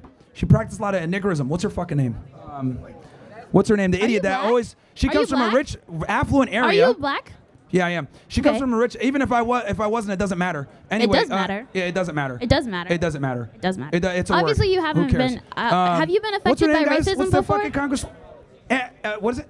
Jasmine Crockett. Bam. She comes from an affluent area. She talks like a fucking retard. She goes out and adheres to all the stereotypes, despite the fact that she didn't come from that. Why? Because it's culturally cool to be rude, obnoxious, loud, talk in a way where you're, destroying the English language and using Ebonics. She doesn't come from that. But why is she doing that? To go ahead and get her constituents to think that she's the same, when she doesn't come from that. So we have a culture problem when it comes to the black community. Being a nigga is considered being cool. And I'm here to say it's not cool. It's not cool on what term? Like in the terms of America or whatever? Joining a gang, speaking like an idiot, not understanding the English language, cutting words off, saying like ax instead of ask, right? Listening to hip hop music, being a whore, shaking ass, twerking. These are all black culture things that are a problem. All races can do all of those things. What was that? All races can do all of those things. Yeah, but it's black culture that promotes it the most. How is that true? So isn't it crazy how like black people get mad at you if you like, talk about hip hop? That's our culture. And then I'm like, all right, well, that's your culture. No, how do you know it's not our culture? This is literally what black people talk about all the time. As a matter of fact, a lot of black activists will get mad if white people rap. They'll say, oh, he ain't one of us. Actually, as a matter of fact, we're gonna talk about racism. Blacks are some of the most racist people, if we're gonna be honest. I do agree that there is a big problem with racism in the black culture, especially towards other people of color. I do agree that is a really big problem. But that still doesn't make racism to other people okay. It's a reality. I know it is a reality, and that's why people fight it. That's why we try to make it. I look at it like it's a reality. People aren't going to not be racist. It's your job to prove the stereotypes wrong because the stereotypes are always going to exist. Like, I don't get mad because the reality is people are always going to not going to give you the benefit of the doubt. Like, they're going to assume certain things about you. And that's fine. It is what it is. It's life. Like, we're going to assume Muslims are terrorists. We're going to assume blacks are criminals. We're going to assume Jews, like, run America and they subvert their government. We're going to assume, black women are annoying and loud. Like, white people can't dance and their chicken doesn't fucking get seasoned. Like, we're just going to go ahead and assume these things. It is what it is. That's just the reality. Everyone has negative stereotypes. It's your job to prove the stereotypes wrong. Oh, yeah, I do agree with you on that point. I think it's good to prove stereotypes wrong, but I also don't think it's good for you to belittle people who fit the stereotypes. I think it's good to belittle them that fit the stereotype. That's how you get them to change. That's another thing that we don't have. We need to bring back shaming. I do agree. Yeah, and bullying. No, because bullying will Shaming lead is to bullying. suicide. Shaming is bullying. Bullying leads to suicide. I mean, here's the thing. People are soft nowadays. We're not soft, we're aware. No, they're soft. People will talk about us being too woke, but now we just have more information and we're allowed to speak our opinions like I'm doing right now. We're allowed to speak our opinions. Bullying is one of the best things that can happen, especially to men. It forces you to adapt. It forces you to go to the gym. It forces you to become stronger. It forces you to become not a retard. It forces you to become better. Like, I talk all the time. Like, for example, me, I was bullied as a kid, right? Me and one of my good friends, his name was Jordan Reed, right? He used to play for the 49ers. We grew up together. His brother, Brandon Reed, who ended up, getting a Super Bowl ring, etc., he used to bully us all the time. We used to get beat up. We couldn't beat them in basketball, but what did we do? We went in practice and we went to the basketball court to train to try to get better, and we eventually won a game against them. But we only did that because we had, the fire in our ass to become better. Men need to be challenged. They need to be beat up a little bit. They need to take the L's. This is why, if we're going to be honest, like a lot of these movies aren't doing so well. Like these Marvel movies or these movies where it's the hero's journey and we're putting like women in it. Like the reality is like it's men that have to become the winners. It's not like men have to go through the hero's journey. It's not women, right? That's why Captain Marvel, no one gave a fuck. Like, oh, you get powers from the beginning. This is gay. Nobody cares. So like all these woke movies are losing because it doesn't adhere to reality. The underdog, the guy that wins at the end after getting their asses whooped. It's a masculine journey. Men need to get bullied and deal with adversity to grow stronger. I think that could be applied to everybody of every gender. Well, I would say for men even more so. I wish women bullied each other more, but you guys don't. That's why a lot of you guys are fat. I got bullied by my sisters a lot when I was younger, but they just helped me be like a better person. Well, I don't think saying that's like okay, because a lot of bullying, especially nowadays, now that people are just, they'll just say whatever they want, bullying leads to a lot more rates of suicide. And you know who the most suicide people are? Men. Because men get bullied by other men, and they think the only way they have to do this if they can't change is to kill themselves. Yeah, it's because we live in a soft world. And you continue to support It's because we live in a soft world where we don't tell guys that bullying is a rite of passage. We tell them, no, you should not be bullied. It's okay for you to be a depressed pussy. It's okay for you to be mediocre. It's okay for you to be broke. It's okay for you to be a skinny stick and be a fucking bitch. Like, we tell guys it's okay to be mediocre, but if we told them, look, you getting bullied is a rite of passage. Hazing is good. Getting your fucking stripes is good. Like, this is what we need to tell men instead so they become stronger and they don't become weak. And here's the thing, too, that you guys got to understand. It's the women that suffer from this. As these guys become softer and softer, and they don't want to ask you out on dates, or they tell you, let's go 50-50 or all other bullshit, who ends up losing? You guys lose because the men are weaker and don't want to do their jobs. So at the end of the day, weak men lead to hard times. That's not true. I think you're preaching about what women want, but you're not a woman. And you'll see like, every woman wants this, every woman wants this. First of all, every woman is different. Every person is different. Women are far more rigid in what they want than men are. Way more. What do you mean by that? Women are far pickier than men are, and they want very similar things. I don't think that's true. That's just from my personal experience. I don't think that's very Okay, look, see, we want to lie here and beat around the bush. The reality is that women want guys that are over 6 feet tall. They want the guy that's in shape, a guy that's competent, a guy that makes a lot of money. They want these things. Like, women are far more rigid and selective in their mating process than men are. So women will sit there and say, I care about personality and friendship. Yeah, that's assuming everything else is met that they don't want to talk about because they don't want to be looked at as surface level and shallow.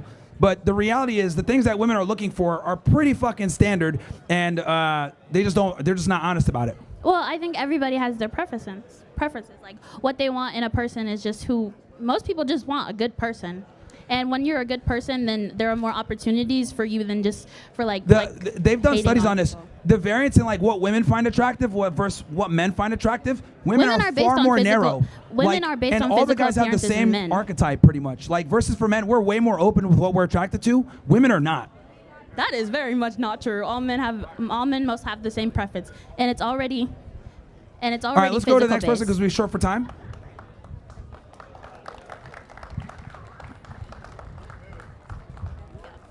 So I know I'm short for time, so I do apologize Yeah, to go anyone. ahead. I didn't wanting realize to go like your next. time flies when you're having fun. You're triggering people. But I just kind of want to get into more of a perspective into who you are. So, like, what's your educational background? I have a bachelor's degree from Northeastern University. Okay. In Boston, Massachusetts. In what?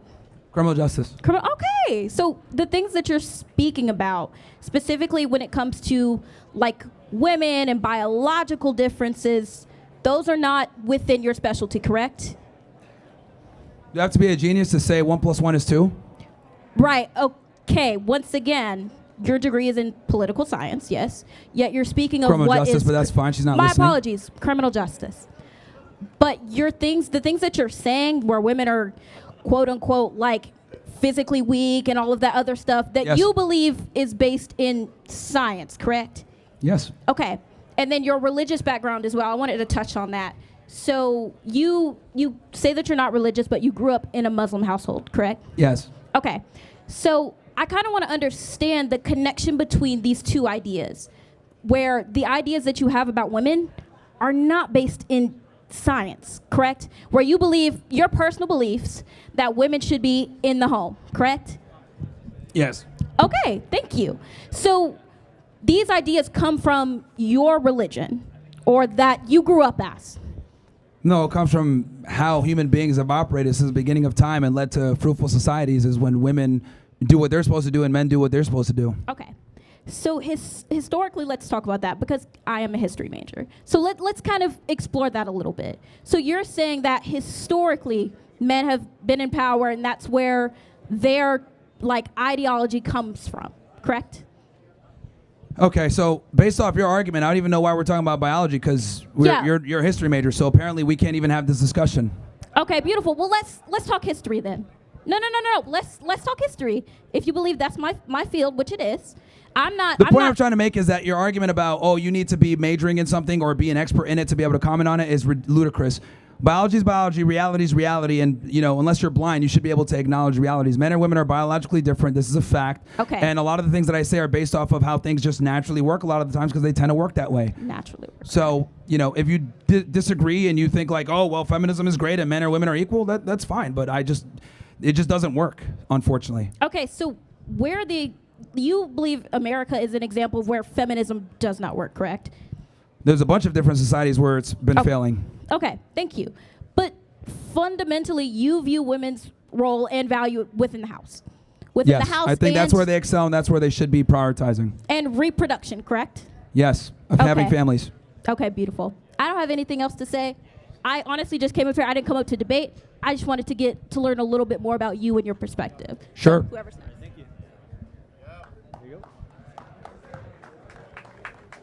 All right. Hello We're on again. Rumble, so we can go ahead. So go ahead. Okay, so I came here at noon. You said come back at 3, and that I was a coward, but I've shown up. Nice. So I'm asking you now directly, since you said you would answer it, why do you sympathize with the Nazi Party? Here's the thing. What I think is, let me give you my position because you don't know my position. My position is simply this. I think that we were lied to about a lot of the things in World War II, and history is written by the victors, not necessarily the losers. And there's some things there that obviously I think are healthy to question, and the fact that we can't question them or that it's illegal in a bunch of different countries is an issue.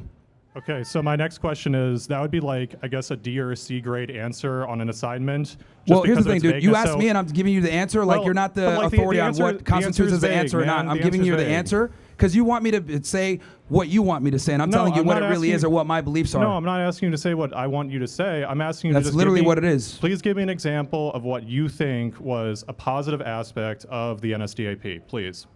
That's not my position. I'm telling you that they Bro, you lied said this about. on your podcast, That's man. not my position. I'm telling you that we were lied to about World War II. Now, look, if you want to go ahead and have this imaginary debate with what you think my position is, that's fine. You can do that on your own. ChatGPT would do a fantastic job. What I'm telling you is simply this: Nick Fuentes they then, lied. Man? What?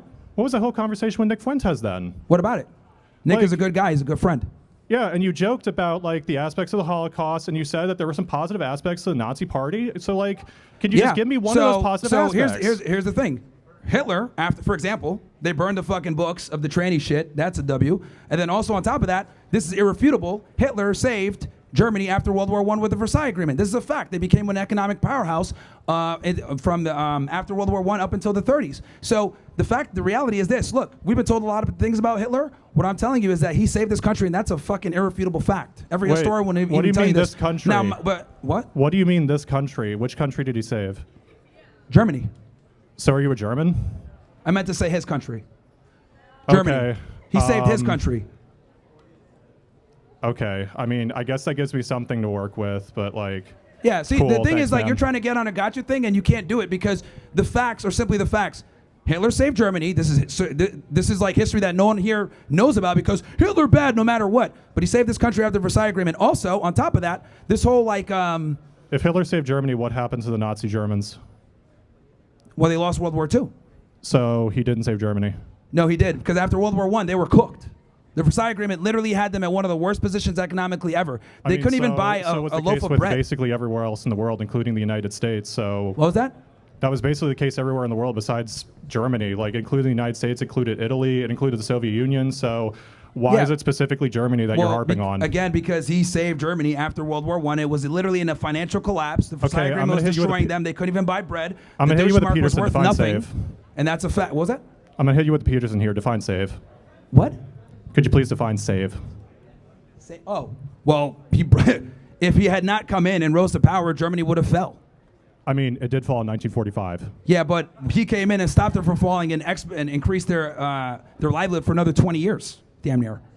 Hitler becomes the chancellor in, 1933? That's when he becomes chancellor of the Reichstag. So that's only about, 12 years? A decade, something like that. Yeah, still extended the livelihood of Germany for a significant amount of time. The National Socialist Party did a lot for Germany to save them from economic collapse. Like, here's the thing, dude. Look, I don't know what it is. Maybe you have like a boner, like you like Hitler bad, everything. No, it's not and really that's that. fine. I just really enjoy history, and so I wanted to get your perspective And on it. that is the history. He saved Germany after World War I. That's a fact. That's you cap. can't refute that. What do you mean? How could I refute that? You dude? just You're admitted lying. a second ago that he kept it going for another 12 years. That's by definition saving the country. No, it's not. It still fell, man. What? Because of Hitler. Okay, this is like ridiculous. Hitler. Had he not stepped in, Hitler who institutes they would have the fallen sooner. I'm sorry. Had he not stepped in, they would have fallen sooner. It's because of Hitler's policies of annexing other countries like Austria and Czechoslovakia, and then the invasion of the Soviet Union in 1941 that Germany that was a big L. falls. He shouldn't have tried to do that. So then he didn't save Germany. He did. He saved it for a period of time. Based on where they were going after World War I, they were in a really bad spot. He turned things around. So look, your thing is like, they need to save them in the world. It's a perpetuity. The UK was suffering, France was suffering, the United States was suffering. They all turned it around as well. Like, why does it have to be Germany? Why can't you say, like, guy, man. Okay. Because like you're just sitting here just like trying to argue when the reality is you can't You refute what asked I'm me to saying. ask a question. So now you're moving the goalpost and you're saying, oh well, he didn't save them forever. He saved them for like 10 plus years. That's not enough. Like the fact is the fact. He did. You don't like that. So now you're changing the goalpost. Okay, I think everyone here You're can moving the agree goalpost. that this was kind of wasted space. You didn't win anything, dude. Like you literally just moved I am not the goalpost. suggesting I won. I am not suggesting I Because you asked the same stupid won. question last time. You're going off the fucking Jewish fables of like the Holocaust, 6 million. All I this other didn't shit. ask anything about Jews, No, but man. that's what you, I asked that's about what you tried Germany. to ask last time. That's what you literally what you tried to ask last time. What's your position on this? You're trying to get a gotcha moment, but the reality is, you can't dispute what I'm saying. It's the truth. He did save Germany, even though it was for a finite amount of time. But that's how it goes. Based on where they were going, they would have fell way fucking sooner. All right, then I will finish with this. If you're interested in learning the actual history of Germany, take modern European history in the history This guy's hand is department. shaking. He can't even fucking stand on what he's saying. Yeah, it's like, kinda, like, dude, this is the problem, man. I'm See, surrounded by a whole bunch of people. I'm talking to you directly. It's yes. kind of nerve-wracking. Yeah, you know? it's nerve-wracking. I can see, but like the thing is that you at least get to sit down behind a table. What does that have to do with anything? I mean, you're not standing up. You're not like. What does standing up have to do with it? Like that? This is podium shit, man. If I was shaking, I'd be shaking like this too. But what I'm saying is that the reality is you came in trying to get a gotcha moment. You lost. You changed. You had to change the goalpost because Hitler bad. We live in this puss-ass society where literally anybody is considered bad because of certain history written a certain way. The truth is they saved this country, and you don't like that because you want to run around and say Hitler bad, Hitler bad, Hitler bad. Like I'm able to go ahead and look at history from another lens and be like, well, maybe this wasn't all the way there, or maybe they're lying about this, or maybe they're sensationalizing this. I'm able to go ahead and exercise some critical thinking and not go off of the fucking narrative that, you know, the mainstream media runs with every single time, where it's like, oh, we need to believe everything we were told about World War II, everything there. You can't question it. 6 million Jews, like that's what it is. No less, no maybe more, but no less at all. And if we do, you're gonna go to jail if you question that. My thing is I'm an independent thinker and I'm able to question certain things, and I don't go off the mainstream narrative, and that's how we find truth. Not listening to historical narratives that people like you perpetuate and spew all the time, saying this is the correct history. Fuck your history. How about that one? Because there's history out there that people don't want to talk about because certain people control the narrative, aka Jews, right? Where they want to go ahead and maintain this fucking narrative. You know what's also interesting too? Let's go ahead and talk about this. Right now, the state of Israel is saying that the amount of people that died in Gaza isn't true. They're denying the fucking starvation. They're denying the amount of people that died. They're denying their fucking atrocities, right? Doesn't that sound familiar to what's going on or what happened with the Holocaust? Isn't that interesting? How they're going ahead, even though we can see this fucking genocide in 4K, that they're lying and saying like, no, bro, we're not starving anybody. Netanyahu going on interviews with the retarded milk boys saying that we're not starving anyone, even though we see kids with their fucking ribs out. So look, guess what? I am going to be questioning the very people that have the ability to lie to us right now with 4K cameras based on what they did damn near 100 years ago. So I will question that.